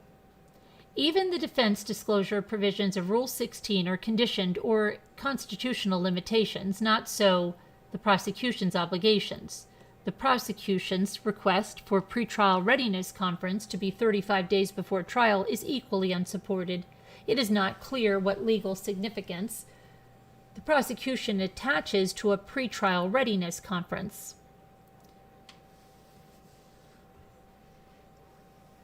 It is far too early in the proceedings at this point to know what could or could not be accomplished at such a conference set so far out from trial. If the court wishes to hold such a conference, it should determine the date for the event based on developments in the case.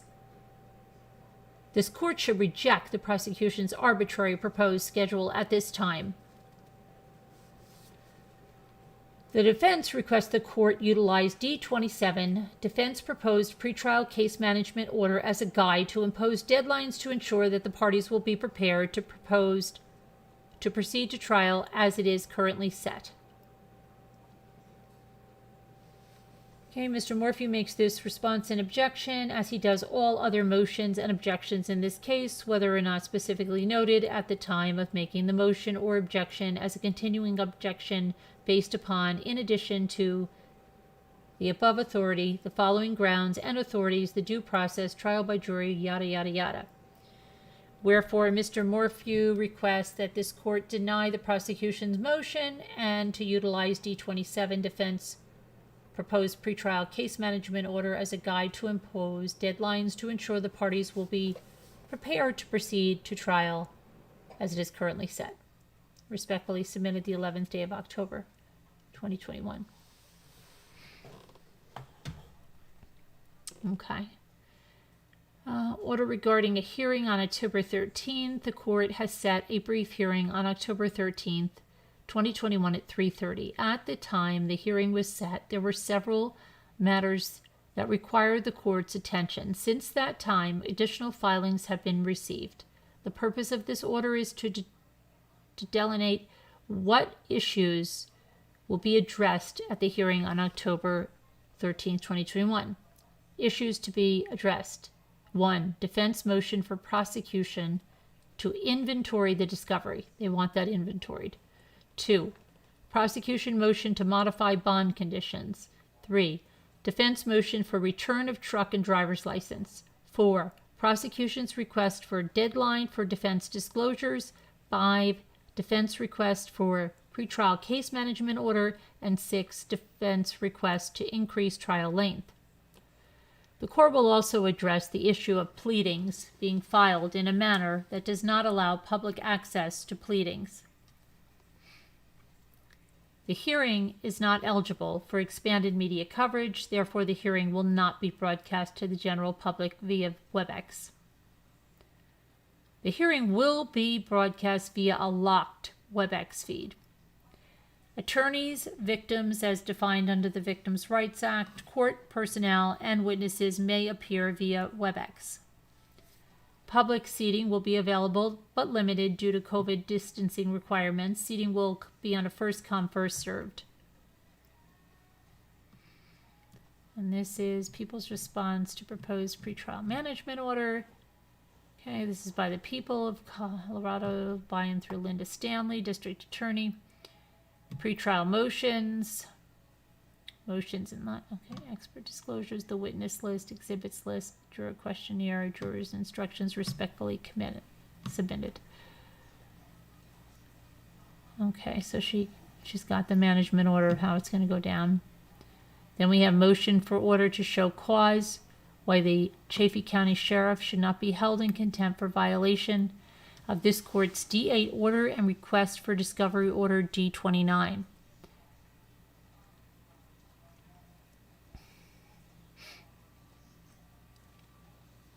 Okay, on June 3rd, 2021, the court ordered releases of information by law enforcement agencies.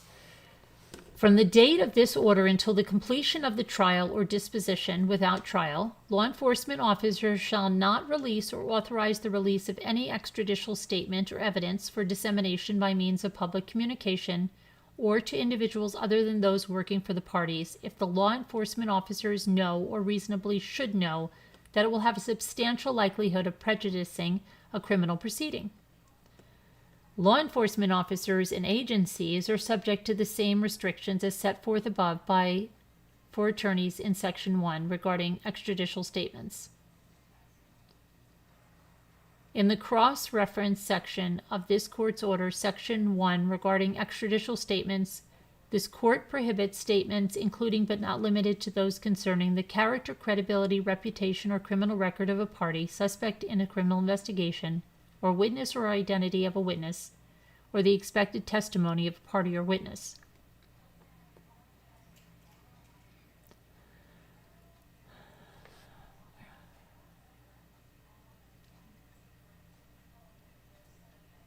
The performance or results of any examination or test, or the refusal or failure of a person to submit to an examination or test, or the identity or nature of a physical evidence expected to be presented, any opinion as to the guilt or innocence of the defendant or suspect in a criminal case or proceeding that could result in incarceration.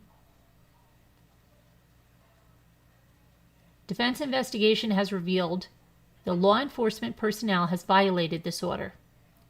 by discussing with witnesses, in this case, non-public and untrue information related to this investigation of this case, including alleged results of examinations and tests and the nature of physical evidence in the case. The violation of those orders is willful. The court possesses the inherent power to enforce its order and ensure that Mr. Morphew can receive a fair trial free from witness tampering by law enforcement or prosecutorial agents. The inherent powers which courts possess consist of all powers reasonably required to enable a court to perform efficiently and judicial functions, to protect its dignity, independence, and integrity, and to make its lawful actions effective.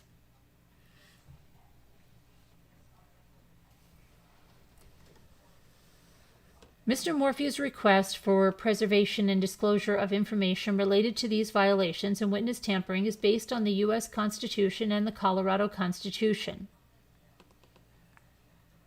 Due process guarantees that a criminal defendant will be treated with that fundamental fairness essential to the very concept of justice.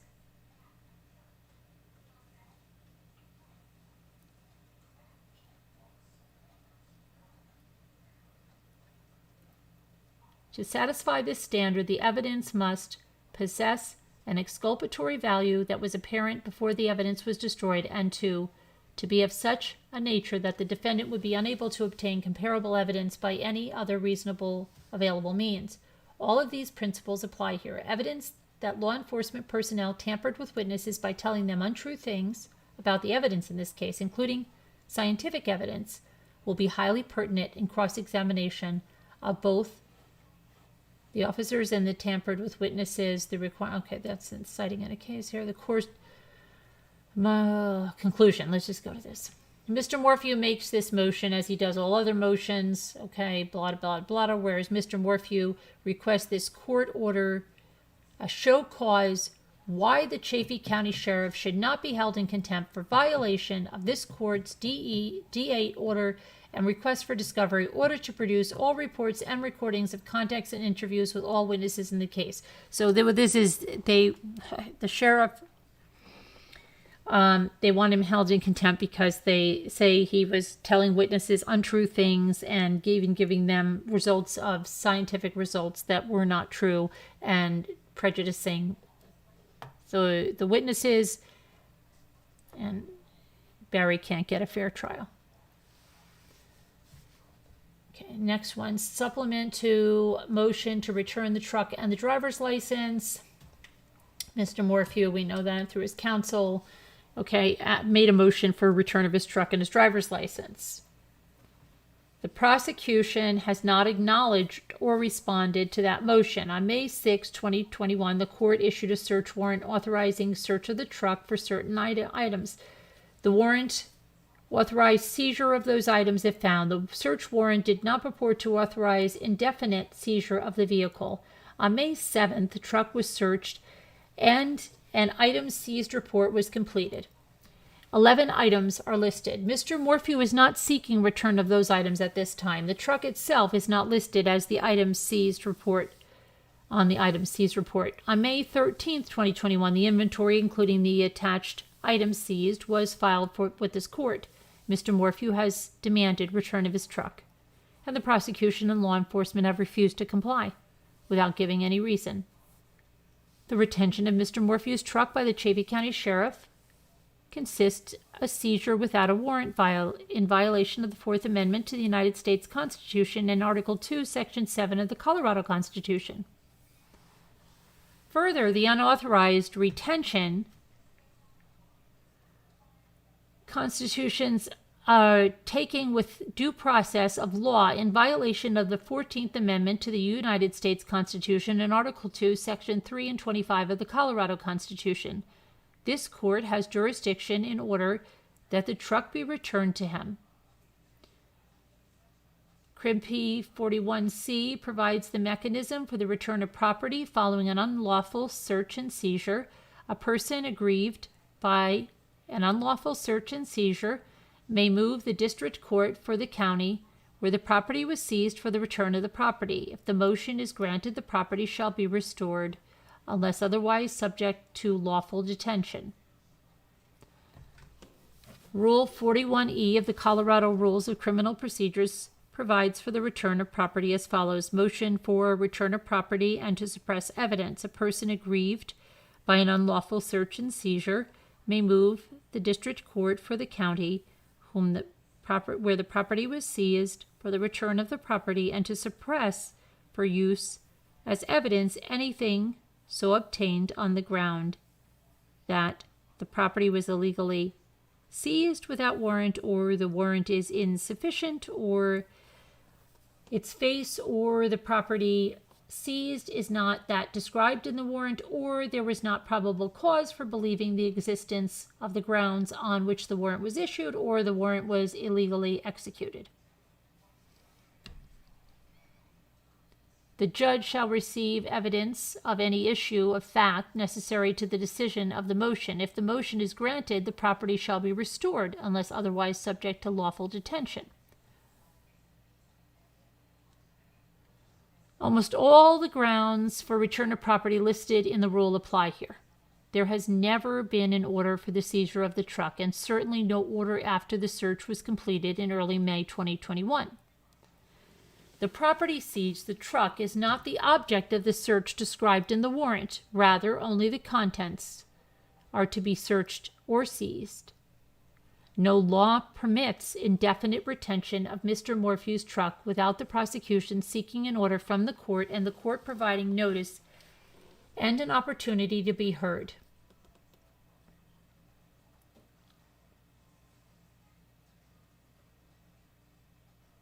There is no probable cause for retention of the truck, and more importantly, the prosecution has not made any allegation of probable cause to a court, and no court has found probable cause to seize and retain the truck.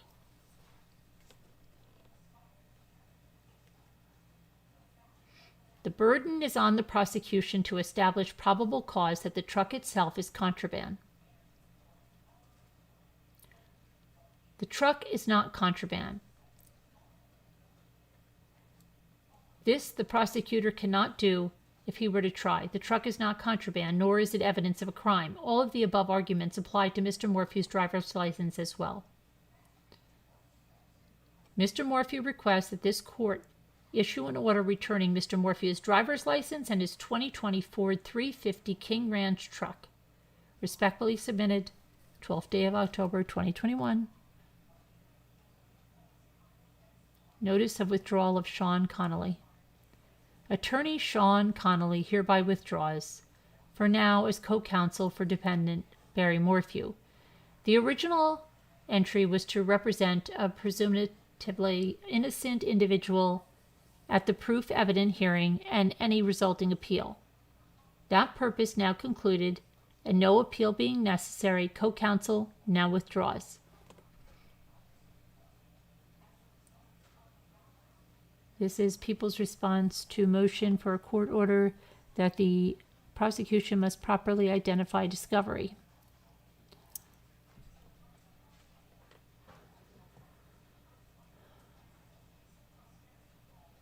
Okay,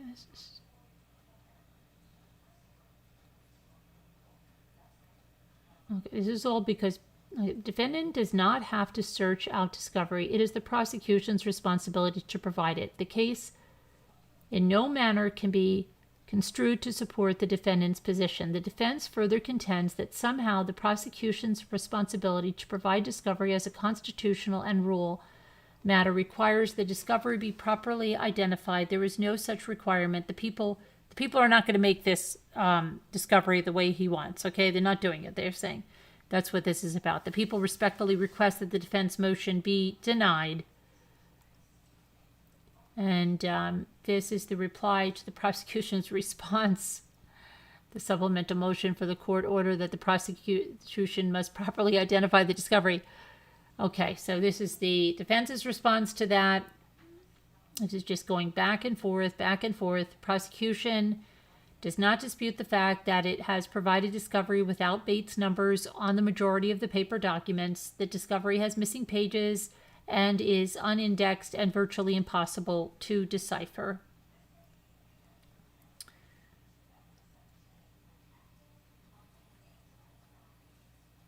Mr. Morphew respectfully requests the court order and direct the prosecution to provide discovery in a usable form, index the discovery, and identify the CRIM P16-1A2 discovery prior to November 9th, 2021, and to meaningfully comply with its constitutional obligations as set forth within.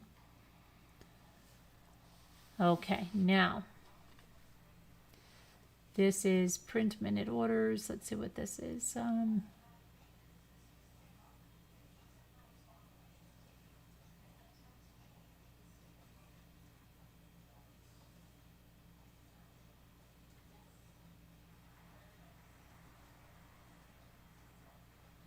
Okay, these are the minutes from something here.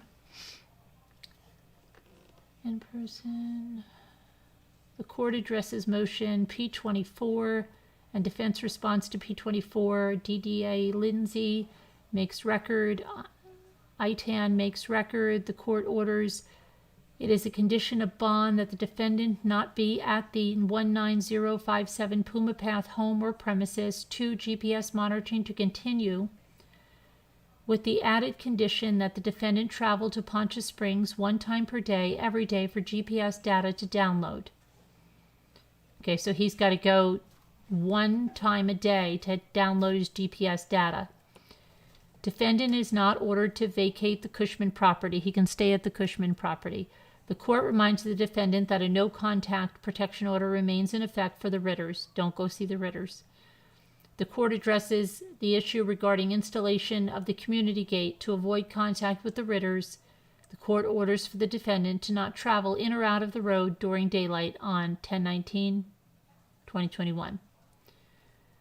The court addresses D20A, and the court hears from the parties. The court does not believe it has the authority under CRCP Rule 15 to require the prosecution to create and produce an inventory of discovery. However, the court does have the authority to order a certificate of compliance, and does so. The certificate of compliance will list each item furnished by the prosecution to the defense and the date of the disclosure. The court denies the request to provide an inventory of Brady material as not allowed under Rule 16. The prosecution has no objection to returning both the truck and driver's license. The parties will facilitate. The parties discussed and eventually agreed upon CMO. Defense will reduce to writing and present to court future hearings as will be included in the CMO. First day of trial will be May 3rd, 2022. It will be used to address motions. In the mind, jurors will report 5-3 and receive a questionnaire that day. Jury selection will begin on May 4th. Substantive motion hearing January 25th, 2022 at 8 o'clock, February 4th, 2022 at 9:30, and February 8th, 2022 at 8 o'clock. Hearings regarding expert testimony on April 7th, 2022 at 8 o'clock. Trial management conference will occur on April 8th, 2022 at 8 o'clock, and the court orders witness list to be provided to the prosecution from the prosecution to the defense by November 9th, 2021, and defense to the prosecution by March 4th, 2022.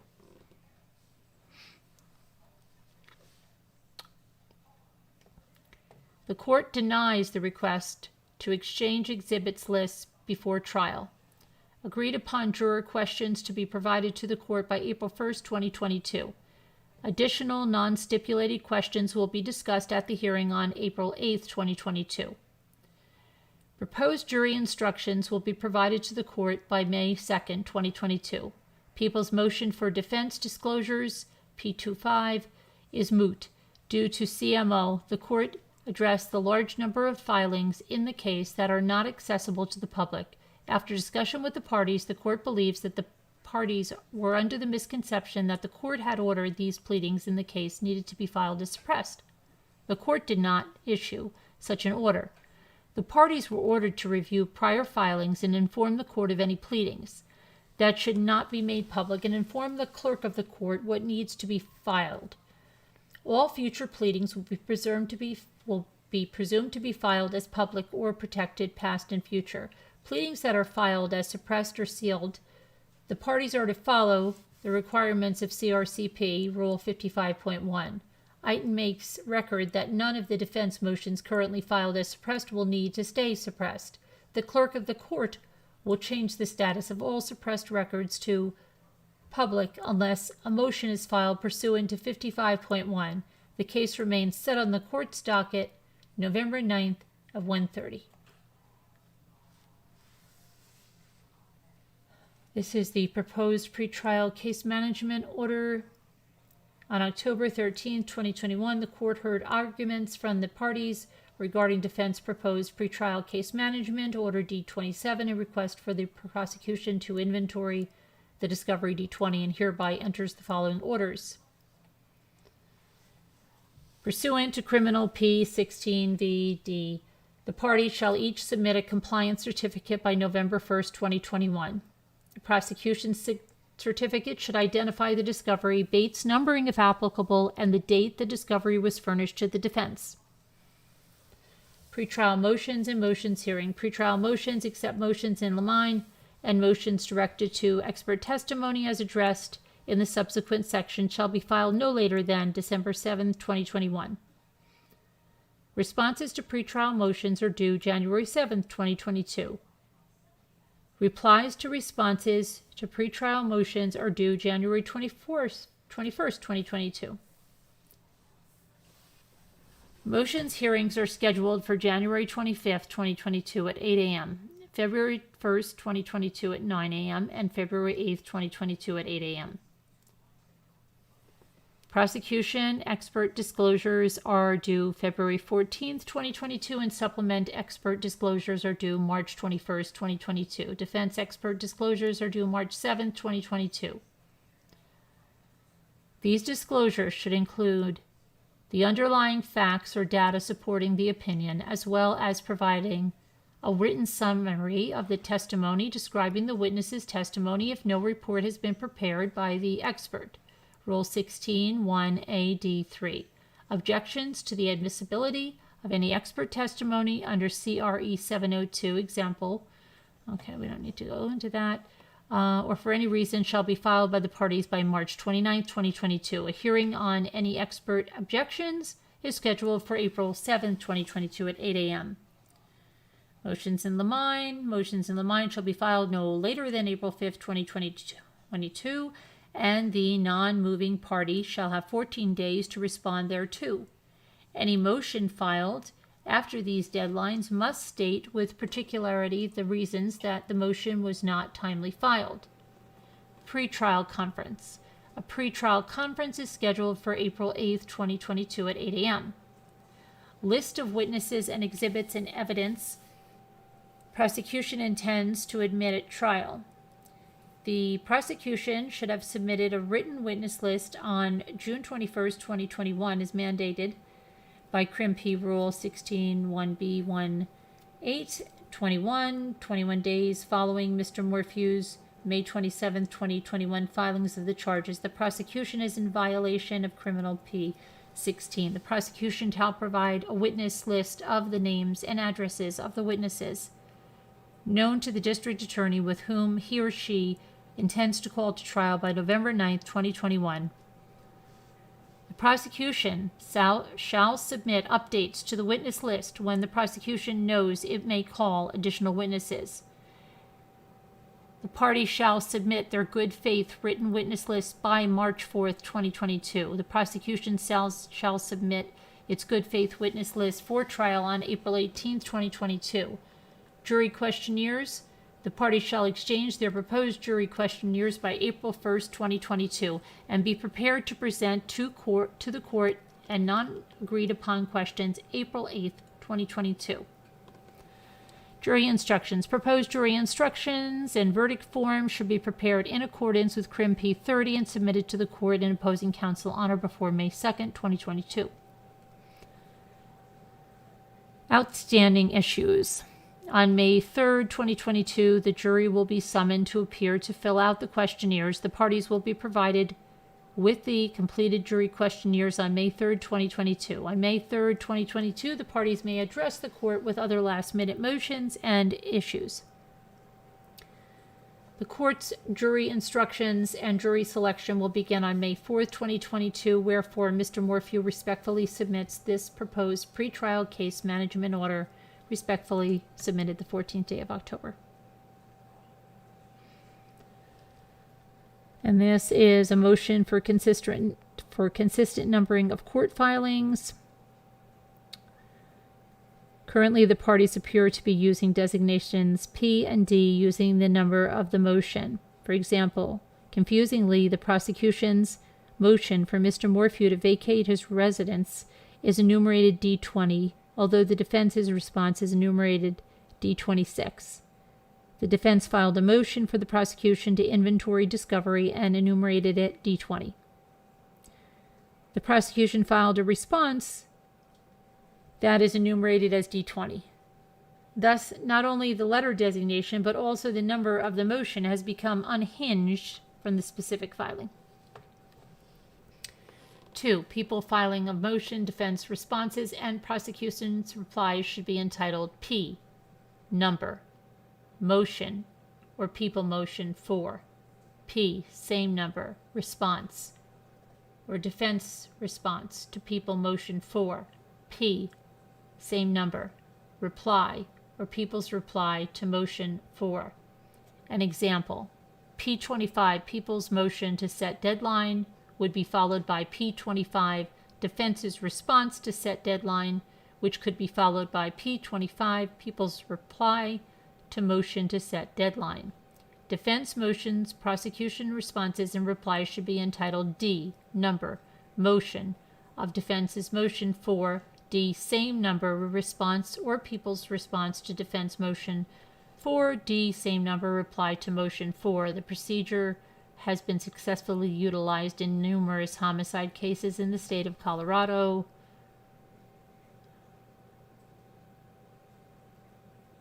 And that's the end of part 3. Ugh. Okay. So, that's the end of part 3.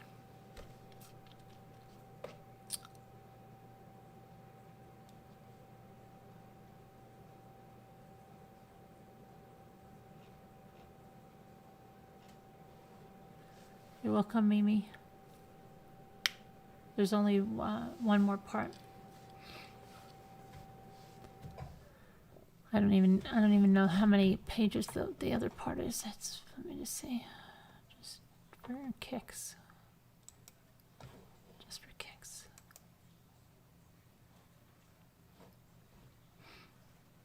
If it's only 10 pages, I'll finish it, but it's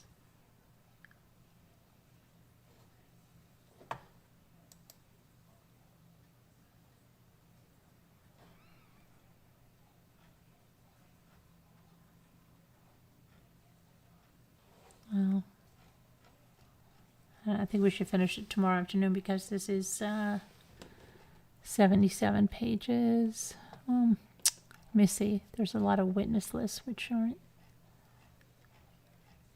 I don't know, maybe we can finish. Oh, it's just pages and pages of witness lists, which are just, most of it's redacted. Just the name. Let me just see.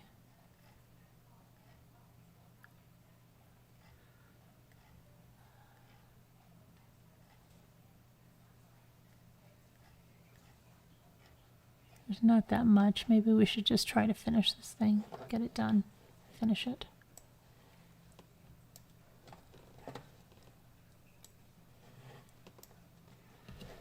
People's motion to quash subpoena issued to Jeffrey Lindsay. Okay, so this is by the people, and we're going to kind of go through this the Evelyn Wood way a little bit. All right. On October 21st, 2021, Jeffrey Lindsay, a senior deputy district attorney on this case, was served with a subpoena to appear. The subpoena orders him to appear and testify on November 9th, 2021, at 1:30 concerning this case. This is the date for a motions hearing concerning discovery and pretrial publicity. The district attorney has standing to move to quash subpoenas because they have, and in this case, management and the prevent of witness harassment. The prosecution has an independent interest in ensuring the propriety of the subpoenas. The purpose of the hearing scheduled for November 9th, 2021 in this matter is to consider issues related to discovery and pretrial publicity. I'm not going to go through the examples here, okay? The subject matter of the subpoena has not been disclosed. The district attorney therefore asserts the attorney-client work, product, and executive privileges. P27, motion to quash subpoena to Jeffrey Lindsay. The people respectfully request that the court quash the subpoena. And this is the response to the prosecution's motion to quash the subpoena issued to Jeffrey Lindsay. Mr. Barry Morphew. Mr. Morphew has filed a motion to sanction Mr. Lindsay and other prosecutors for misrepresentations made in court, discovery violations, and prosecutorial misconduct. The prosecution claims that because Mr. Lindsay is a prosecutor, he has no obligation to come to court and testify like other witnesses. The prosecution is wrong. Mr. Lindsay has an obligation to testify just like any other fact witness. Prosecutors may be called by the defense to testify at pretrial and post-trial hearings. No preliminary showing is ordinarily required to subpoena a witness. Rule 17a gives parties the power to compel the attendance of witnesses by subpoena. Although Rule 17 provides supervision by the court, there is no authority under it to quash the subpoena if the party has complied with the technical requirements of the rule.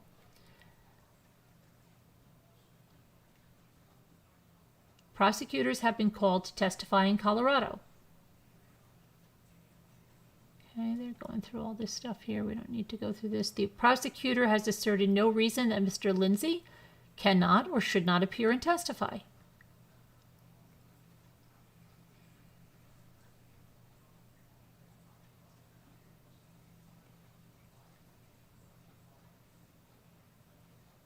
In this case, the subpoenaed witness, Mr. Lindsay, is not going to be representing the people at trial. He has resigned from the 11th Judicial District Attorney's Office. It appears that the people are now being represented by an employee of the Colorado Attorney General's Office who has been deputized to prosecute the case for Linda Stanley and is now representing Mr. Lindsay. The prosecution also cites a case where defense attorneys subpoenaed an alleged okay, we're not going through that. We're not going through the case citings.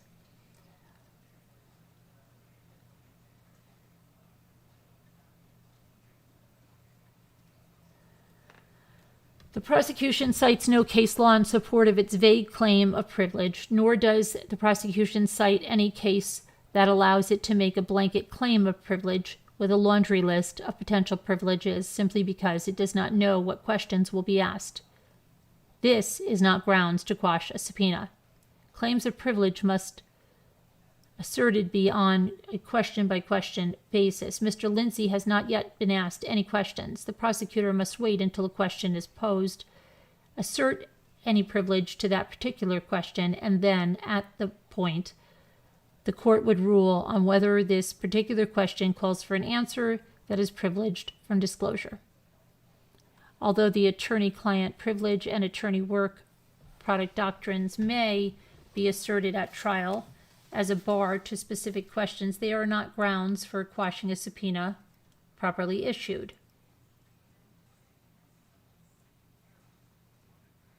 The claim of attorney-client privilege cannot be a blanket claim. Rather, it must be made and sustained on a question-by-question basis, with the party claiming the privilege bearing the burden of establishing all the requirements for revoking privilege. In this case, Mr. Lindsay purports to have already revealed to the court the communications he received, which would strip them of any work product privilege status. He opened the door to this topic when he alleged that certain statements were made to him by witnesses. Mr. Lindsay's communication with lay and law enforcement witnesses regarding this case are not attorney-client conversations. The prosecutor does not explain its claim to executive privilege. There is no Colorado case precedent upholding the prosecutor's refusal to testify about an investigation or about his or her own alleged misconduct based on a claim of executive privilege. Even when such claims are legitimately asserted by an executive, they are subject to judicial review.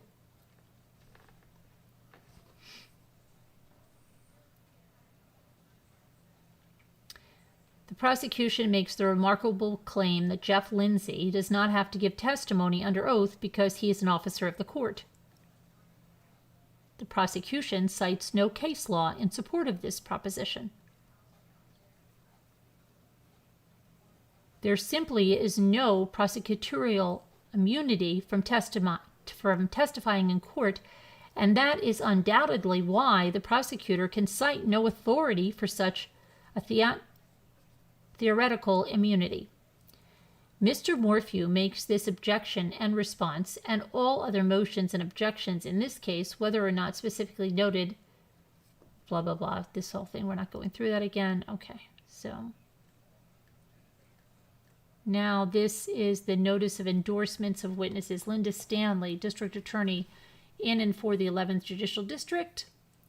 Colorado hereby notifies the defense and court of the endorsement of the following witnesses in the above entitled case. So Macy Morphew, Mallory Morphew, Melinda Mormon Baumunk, Alex Walker from the Chaffee County Sheriff's Office, Robin Burgess from the Chaffee County Sheriff's Office, Claudette Julian from the Chaffee County Sheriff's Office, Andy Rorich from the Chaffee County Sheriff's Office, Damon Brown from the Sheriff's Office, Scott Himshut from the Sheriff's Office, Lamine Mullinax from the Sheriff's Office, Derek Graham from the Colorado Bureau of Investigations Denver, Joseph Cahill from the Colorado Bureau of Investigations Denver, Tanya Atkinson from the CBI Pueblo, Dennis Honeycutt from CBI Pueblo, Jonathan Grusing, Kenneth Harris from the FBI,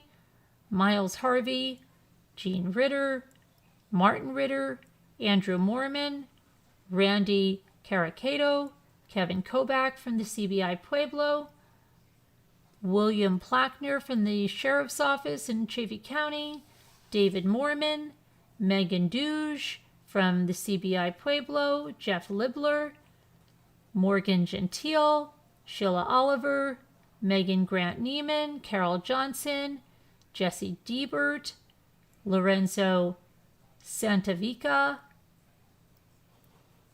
Jesse is from Verizon Wireless and Lorenzo is from Google LLC. Kevin Hoyland from the FBI, Jillian Ganley from the CBI Denver, Holly Wilson, Bradley Oswald, Caitlin Jenkin from the CBI. Let's see. Mike Joliffe, Fremont County Sheriff's Office, Brian Turner, FBI, Jim Stevens from Rocky Mountain, Ken Hicks from Rocky Mountain, Andrew Connors from Verizon Wireless, Rabia Black from Verizon Wireless, Jack DeLuce from TracFone Wireless, Justin Whip from Colorado Department of Regulatory Agencies, Alyssa Lyons from Equifax, Rick V. Haas from Experian, Susan Calderero from TransUnion, Linda Crawford from the FBI Denver, David Donati from the FBI Denver, Greg Phillips from Verizon Media, Brian Rogers from Colorado Springs Police Department, Joel Osagi from Google, Josh Perez from Google, Nikki Adeli from Google, George Davis, Michele Thompson, Nicole Montelli from Verizon Wireless, Anthony Carey, Brandon Hunter, Darren Coppin from Verizon Wireless, Christopher Adams from CBI Pueblo, Lynette Haskin from HughesNet, Sherilyn Lozado from Verizon Wireless, Bedminster, New Jersey, Danielle Finelli from Verizon Wireless, Bedminster, New Jersey, Aniket Tron from Bedminster, New Jersey, Verizon, Angelica Munez from TracFone Wireless, Deborah Marielli from Indiana Members Credit Union, Robert Brown from Capital One, Cabela's, Molly Pratt from Discovery Financial Services, Kathy Lai from Comenity Bank, Victoria's Secret, Columbus, Ohio. Terry Jones from Credit One Bank, Las Vegas, Nevada. Jason McMillan from the Federal Bureau of Investigation, Denver. Tracy Dowd from CBI, Lakewood, Colorado. Cody Cox. Charles Stephen DeFrance, FBI, Denver. Brittany Merrill, Bank of the West, Omaha, Nebraska. Peggy Bennett, Collegiate Peaks Bank, Glacier Bank in Buena Vista, Colorado.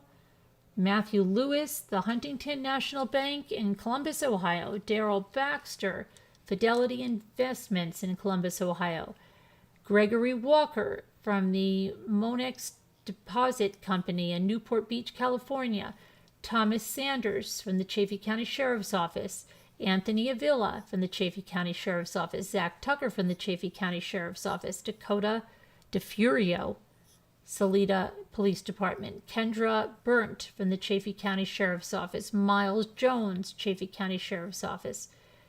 Jesse Sanderlin, Chaffee County Sheriff's Office. Jesse Cortez, Chaffee County Sheriff's Office. Matt Goodwin, Chaffee County Sheriff's Office. Brandon Schock from the Custer County Sheriff's Office in West Cliff, Colorado. Tim Agnew. Matt Saylor, Colorado Bureau of Investigations, Lakewood. Let's see. John Spizzy,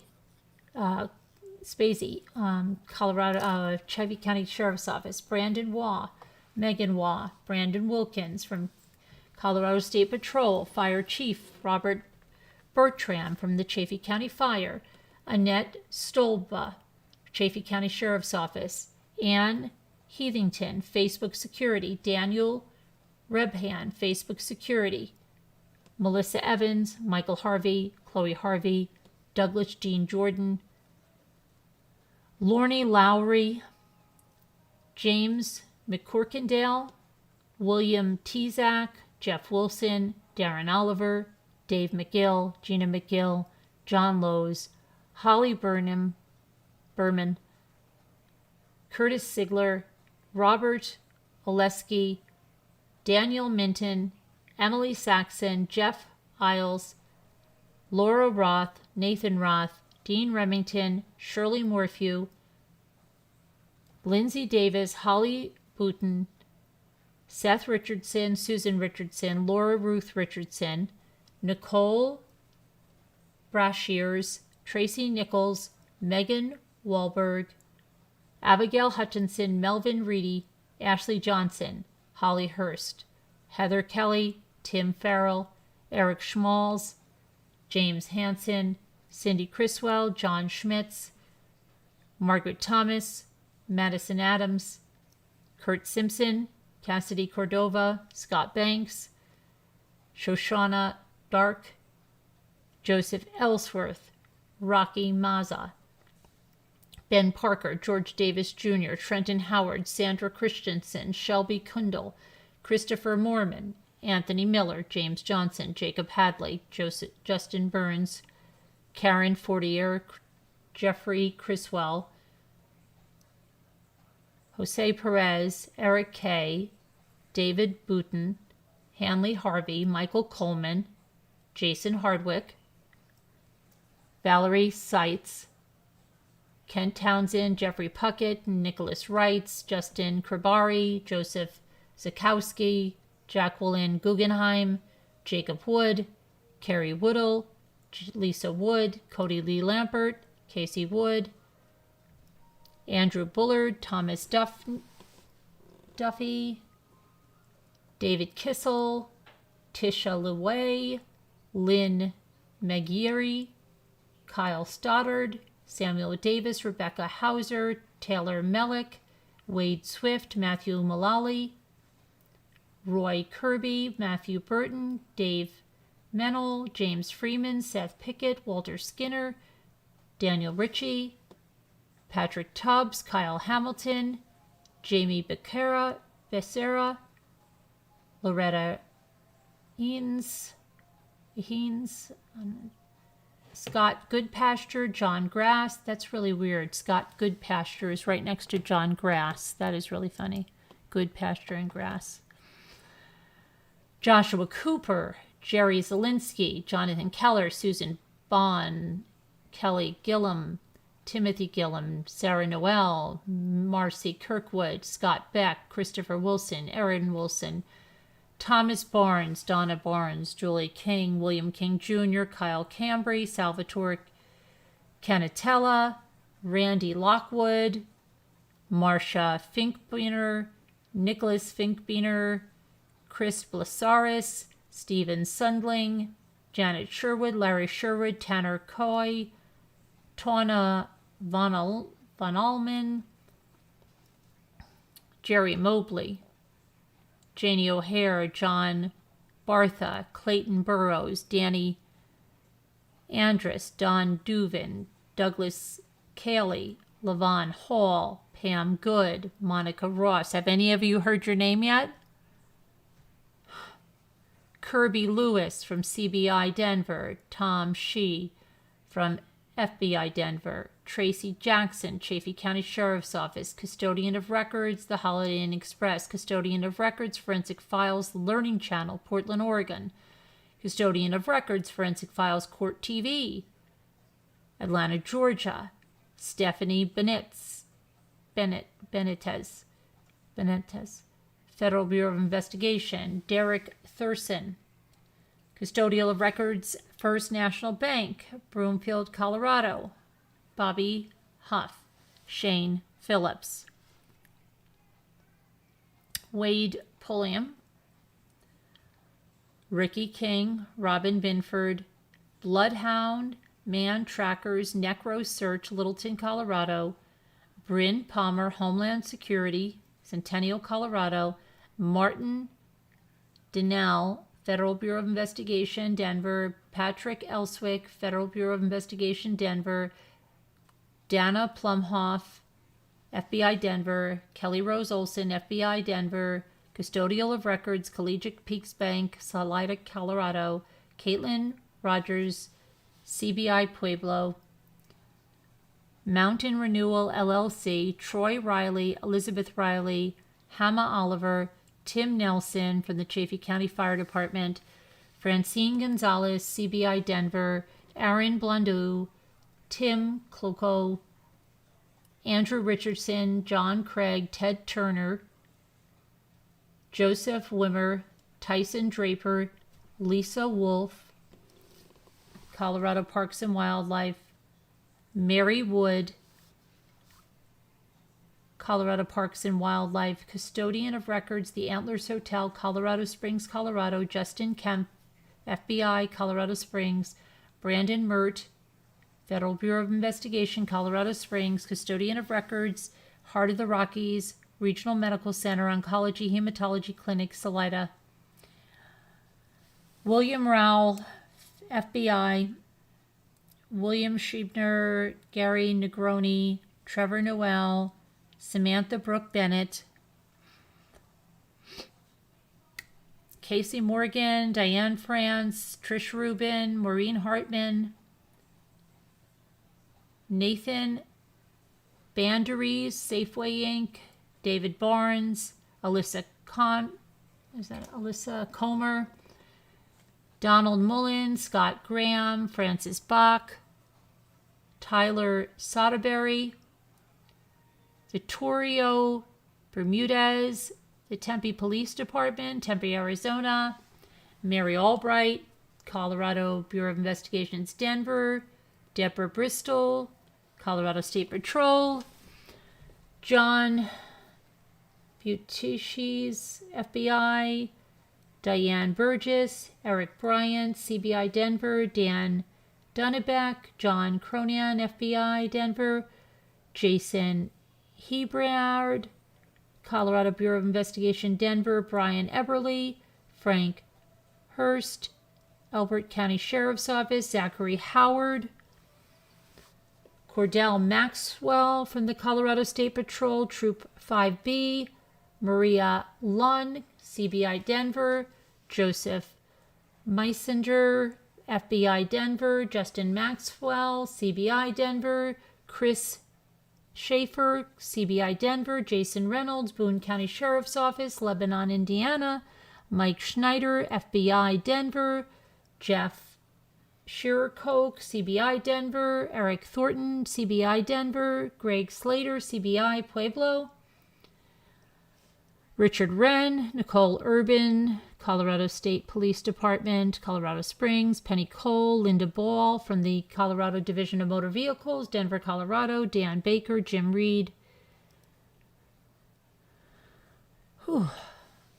Jordan Barnard. Terry Balco, Carol Blackwell, Jason Bensey.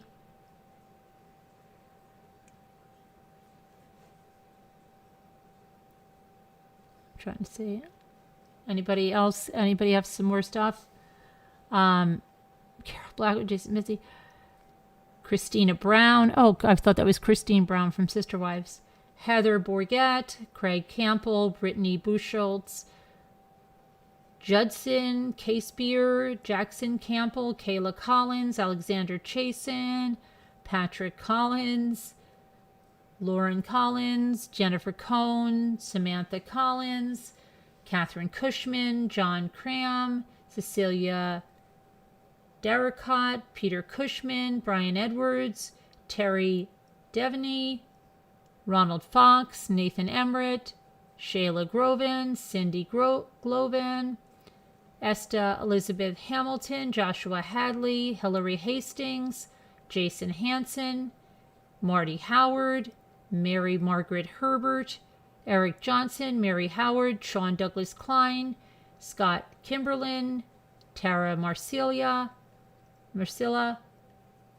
Eric Kondizoka, Steve Marshall, Kara Marshall, Kenneth Ray Martinez, Dominic Martinez, Eric Mormon, Kathy McQuillan, Colton Nepple, Frank Musselwhite, Kate Okada, Janelle Nepple, Christine Ormsby, Mary Oliver, Georgina Pinheiro, Charlotte Pasquale, Bethany Rediger, Joseph Plotner, Luke Renish, Christina Renish, Cindy Riley, Julie Richardson, Daniel J. Roach. Have you heard your name yet? Vincent Robinson, Andrew Roth, Christine Rochester, Curtis Sheeb, Laura Jean Saranga, Thomas Smith, John Sell, Aaron P. Stisman, Holly Steckler, Matthew Andrew Street, Eric Stone, Catherine Balco, Ned Seuss, Doyle Trimble, Jonathan James Treat, Michelle Vold, Jake Vold, Joshua Webb, Delmar E. Vreeland, Colorado Department of Corrections, Elizabeth Christina Wilson, Kim Dawn Wilcoxon, Deborah York, Keith Wyatt, Nicole Baldwin, Donald York, Marcy Kirkwood Morphew, Jamie Johnston. I feel like this is a commencement. Michael Sadar, CBI Denver, Wendy Kipple, Park County Sheriff's Office, Jenna Mormon, Patrick Wilson, Katie Bullard, William Brandstatter, Jose Castro, Meredith Calhoun, Patricia Cothran, Ethan Cothran, Charles Conrad, Holly Clem McLaughlin, Jenny Dandridge, Michael Craig, Lila Ezell, Billy Doss, Indiana Department of Natural Resources, Indiana Government Center South, John Gaughan, Teresa Fountain. Oh my gosh, I wonder if that's our Teresa Fountain that used to be here. I don't know. Could be. Gregory Gentile, Emily Gentile, Ken Gibson, Stephen Michael Gentile, Abraham Gonzalez Ramos, Nancy Gilbert, Karen Jones, Matthew Halsall, Catherine Rose Keast, Michael Jones, Mark Allen Noss, Dylan Kimberlin, Alexis McLaughlin, John Lumsford, Lisa Martin, Angela Marinucci, Brent Russell Montgomery, Diane Matheny, Stephen Nellen, Rodney Morphew, Teresa Pelkey, Janelle Oversole, Alice Peterson, Virginia Perez, Kim Rossi, James Ramsey, Kathy Scarbo, Lisa Savoy, Janine Shui, Eric Schoenfeld, Jessica Tezak, Willis Shui, Linny Velasquez, Jill Townsend, Sheila Almeida Hannigan, Holly Jo Wessner, Cody Bitts, Heidi Anderson, Mark Branson, Ronald Braden, Melody Brantman, Mary Branson, Tiffany Butala, Matthew Burton, Janelle Campbell, Jonathan Bird, Cody Celentani. Are you serious? Is it our Teresa? Is it our Teresa?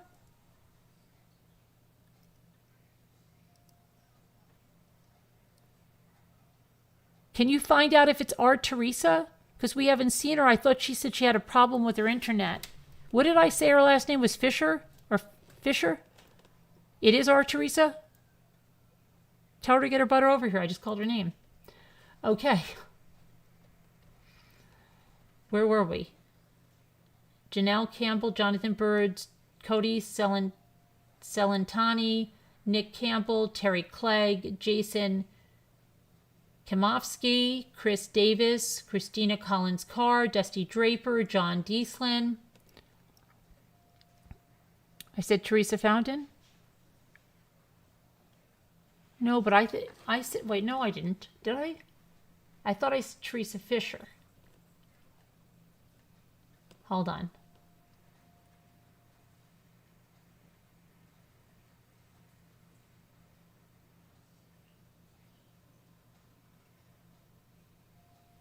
I don't even know what I said anymore. I thought it was Fisher.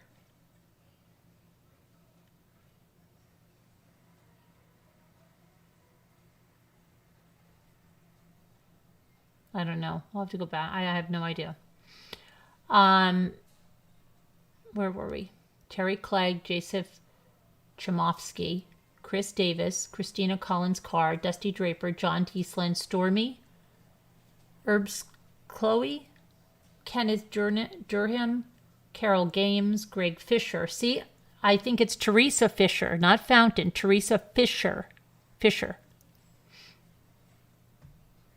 Shelley Garcia, John Gano, Harmony Hartranft, Kyle Hager, Wendy Kessinger, Robert Kiesling, Terry Lott, Amanda Louie, Deborah Mormon, Miranda Lujan, Felix Munez, Steve Metz, Jillian Oswald, John Arnold, Julie Pratt, Don Owens, Rodney Reason, Judith Rasky, Daniel Satchelbin, Dave Remington, Lauren K. Scharf. Hey, Lauren Scharf. Roxanne Satchelben, Reed Schwinn, Brett Schneider, Heather Smith, Aaron Smith, Alyssa Townsend, Bella Stiles, Jody Weiss, Zoe Von Eaton, Thomas Wilson, Lauren Whitaker, Fiorella Zuniga, Shane Wright, Brendan Rivera Valdez. This is a current list subject to updating and supplementing. Submitted the 29th day of October.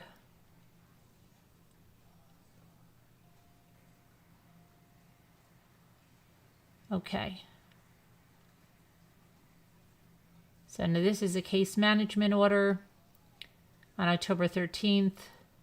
So it's going to be discovery pursuant to criminal P16. The parties shall each submit a compliance certificate by November 1st, The prosecution certificate should identify the discovery, Bates numbering if applicable, and the date the discovery was furnished to the defense. Pretrial motions and hearings, okay, shall be filed no later than December 7th, 2021. Responses to pretrial motions are due January 7th, 2022. Replies to responses to pretrial motions are due January 21st, 2022. Motions hearings are scheduled for January 25th, 2022 at 8 a.m., February 1st, 2022 at 9:30 a.m., and February 8th, 2022 at 8 a.m. Expert disclosures. Prosecution expert disclosures are due February 14th, 2022. Supplemental expert disclosures due March 21st, 2022. Defense expert disclosures due March 7th, 2022.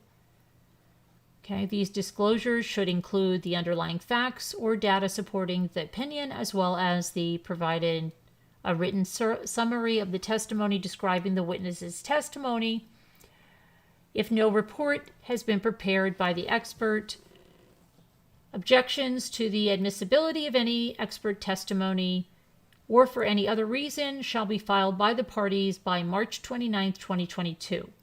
A hearing on any expert objections is scheduled for April 7th, 2022 at 8 a.m. Motions in the mine shall be filed no later than April 5th, 2022, and the non-moving party shall have 14 days to respond thereto. Any motion filed after nothing's in there, these deadlines must state with particularity the reasons that the motion was not timely filed. Pretrial conference, a pretrial conference scheduled for April 8th, 2022 at 8 a.m.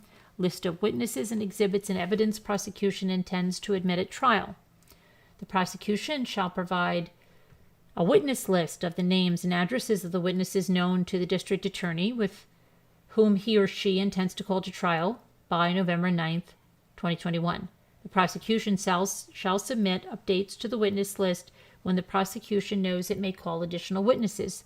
The parties shall submit their good faith written witness list by March 4th, 2022. The prosecution shall submit its good faith witness list for trial on April 18, 2022. Jury questionnaires. The parties shall exchange their proposed jury questionnaires by April 1st, 2022, and be prepared to present to the court any non-agreed upon questions by April 8th, 2022. Jury instructions, okay, they're due by May 2nd, 2022. Outstanding issues. On May 3rd, 2022, the jury will be summoned to appear to fill out the questionnaires. The parties will be provided with the completed jury questionnaires on May 3rd, 2022. On May 3rd, 2022, the parties may address the court with any other last-minute motions and issues, and jury selection will begin on May 4th, 2022. It is so ordered. I should have had my gavel thing here. That would be funny. Certificate of Compliance, D30, Mr. Morphew. Okay, Certificate of Compliance, great. Discovery Compliance Certificate.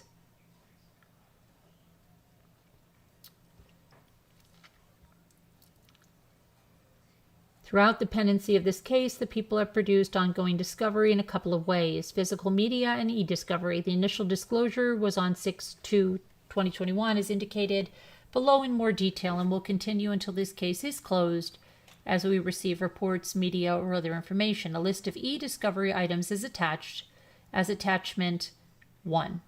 Attachment 1 shows the date of disclosure as well as the date of download of defense counsel. This list is current through 10/28/21 and Packet 106. It contains the dates of the disclosures and has a list of each item disclosed on that date.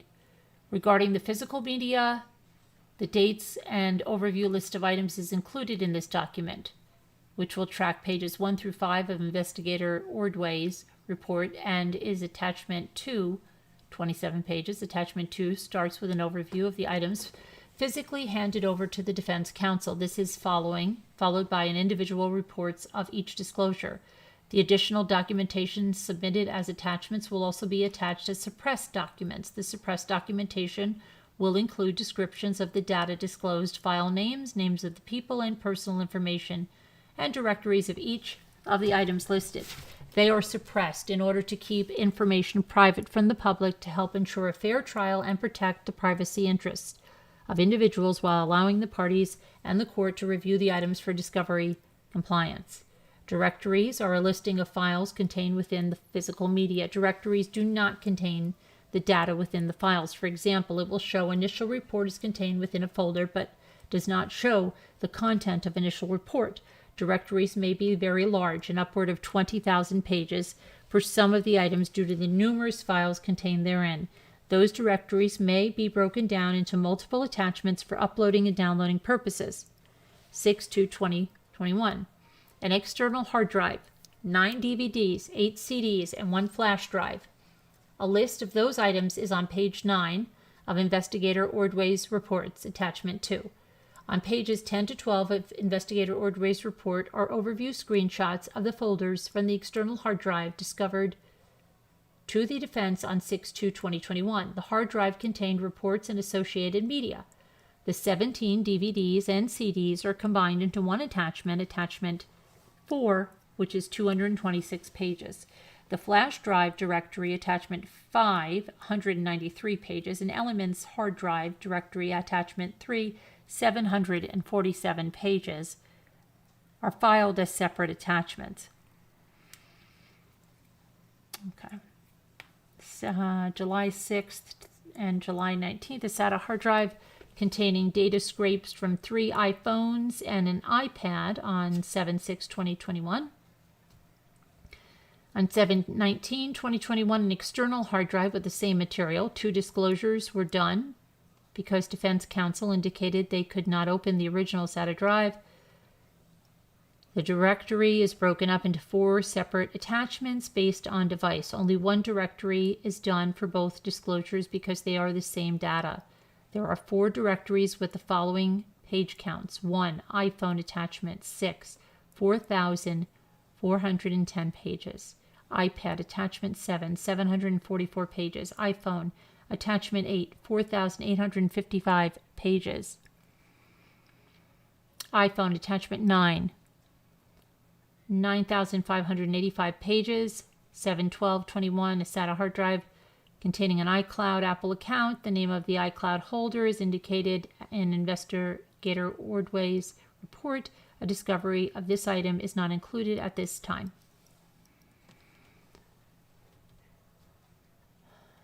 A flash drive containing a vehicle extraction files. The description of the vehicle is indicated in Investigator Ordway's report, and in the directory of this item is not included at this time. 7/21/21, 5 disks from the CBI. The directories are attached in one attachment, attachment 10, 5 pages.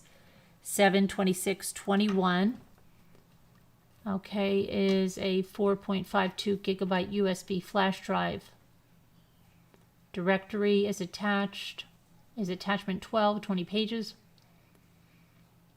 47 DVDs, directory of all 47 DVDs is attachment 13, 315 pages. Toshiba external hard drive containing 1.20 terabytes of files.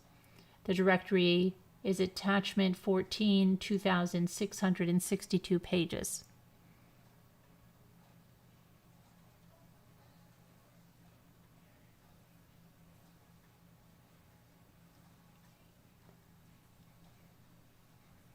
(8/4/21) external hard drive containing 203 gigabytes and 92 folders under the head folder name of 8/2/2021. The directory for this hard drive is attachment 15, 209 pages. 9/10/2021, 13 DVDs and 1 flash drive containing calls, notes, and a CV. All 14 items are contained in one directory. That is attachment 16, 108 pages. Discovery is an ongoing process in this case and will continue until the conclusion of this case, dated November 1st, 2021. Linda Stanley.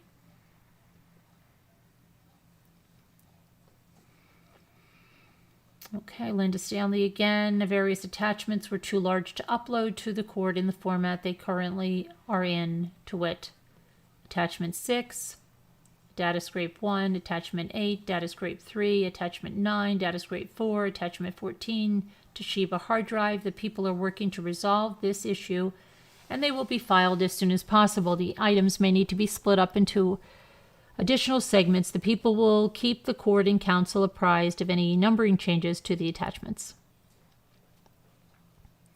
Entry of appearance. The Office of the Chaffey County Attorney, through the undersigned counsel, hereby enters its appearance on behalf of the Chaffey County Sheriff's Office.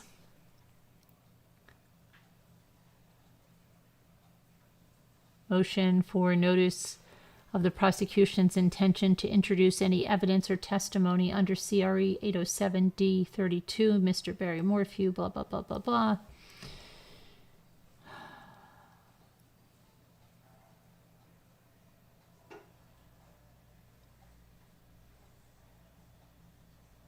Okay, let's cut to the chase here. Wherefore, Mr. Morphew respectfully requests that the court order the prosecution to provide the defense by December 7, 2021, with written notice of any evidence or testimony it seeks to introduce under CRE 807.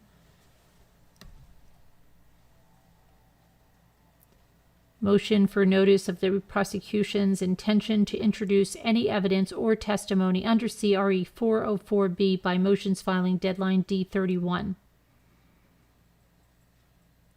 As grounds, Mr. Morphew states notice is required by CRE 404B3, which states notice in a criminal case. In a criminal case, the prosecutor must provide reasonable notice of any such evidence that a prosecutor intends to offer at trial so that the defendant has a fair opportunity to meet it. Articulate in the notice the permitted purpose for which the prosecutor intends to offer the evidence and the reasoning that supports the purpose, and to do so in writing before trial or in any form during trial if the court, for good cause, excuses lack of pretrial notice. The prosecutor should be required to put the notice in writing before trial, and the court should find that no good cause excuses lack of pretrial notice in this case. Putting the notice in writing is especially necessary in this case because the volume of discovery and the manner in which it has been disclosed is patently insufficient to give notice.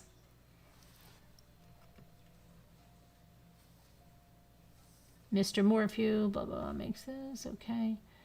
Mr. Morphew requests that this court orders the prosecution on or before December 7th to give written notice of any evidence or testimony it seeks to introduce under CRE 404B, and that in that notice to articulate in the notice the permitted purpose for which the prosecutor intends to offer the evidence and the reasoning that supports the purpose CRE 404B3B. The court should further rule that this prosecution is prohibited from introducing any such evidence at trial for which it did not provide notice. Respectfully submitted this 2nd day of November 2021.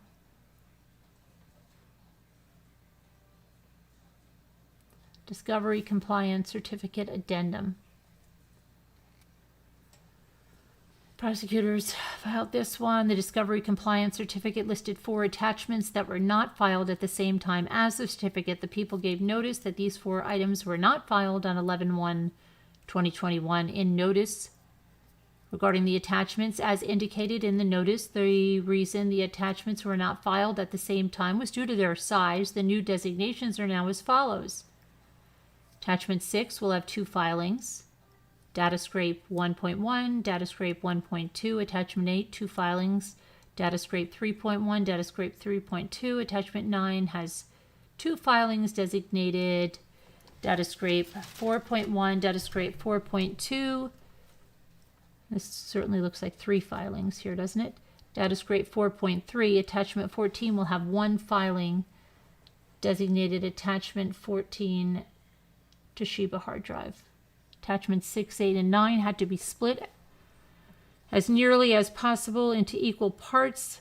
This was accomplished by using the split function in Adobe Acrobat. They put Acrobat Adobe. This saved the original file into multiple files based upon the number of pages input into the split feature of the program. Attachment 6 was split into multiple files by inputting 2,205 as the number of pages as the separation point. This produced 2 equal paged files. Attachment 8 was split into multiple files by inputting 2,428 pages to the separation point, producing 1 file with 2,428 pages and one with 2,427 pages. Attachment 9 was split into multiple files by inputting 3,195 pages to the separation point, which produced 3 files with equal page numbers. The now separated files in attachment 14 were still too large to upload, so they were all resaved using the reduced file size filing option, and this does not change the content of the information within the file. The attachments are a listing of the folders and files contained within the external media produced.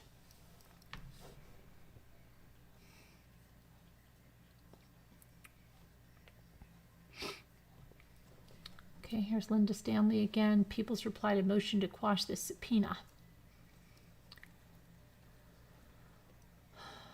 The authority of the court to quash this subpoena for testimony has been established by the Colorado Supreme Court. Okay, blah, blah, blah, blah, blah.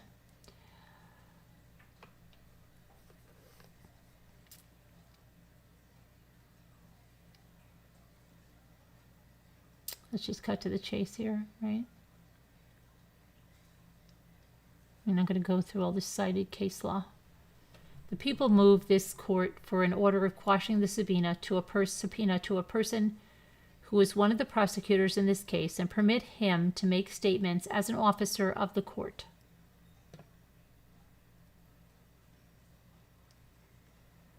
That's it. I've got to put my watch on the charger, so just hold on for a minute. I've got to make sure my phone is on the charger. Just 1 second. You can talk amongst yourselves. Oh my gosh, that so crazy boring.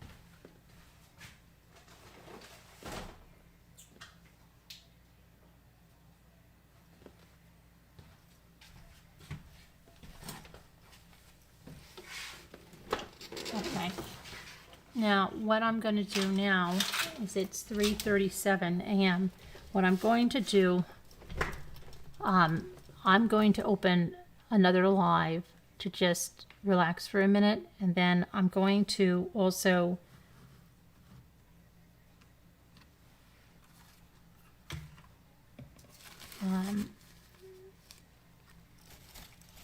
I may address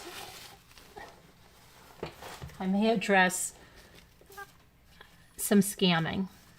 I may have a little addressing of some scamming that may be occurring. Okay, I might.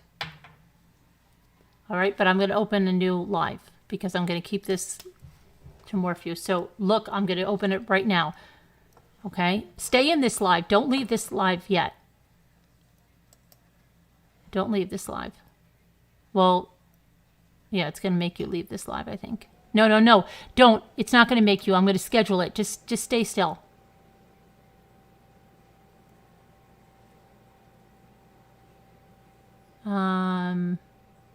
Just hold on a minute. Don't leave. Don't go anywhere. Just don't go anywhere. Just stay right there. I'm going to schedule the new live, and then I'm going to give you a redirect.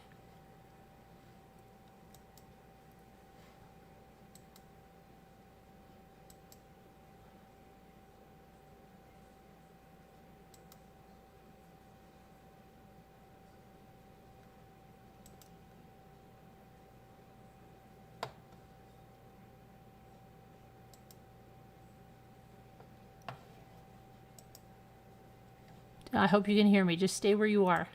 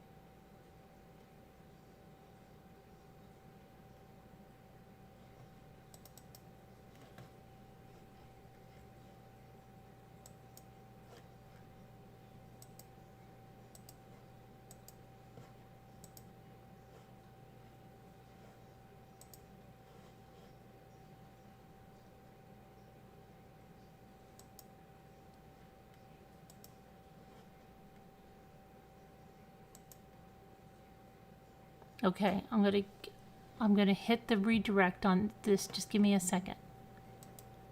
And then I'm gonna end it, and it'll bring you right on over.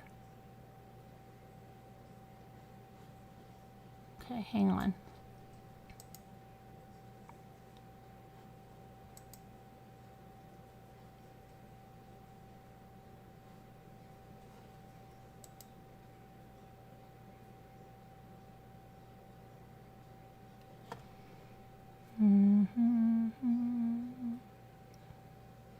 Okay, hang on. Get shareable link. Okay. And then, hang on.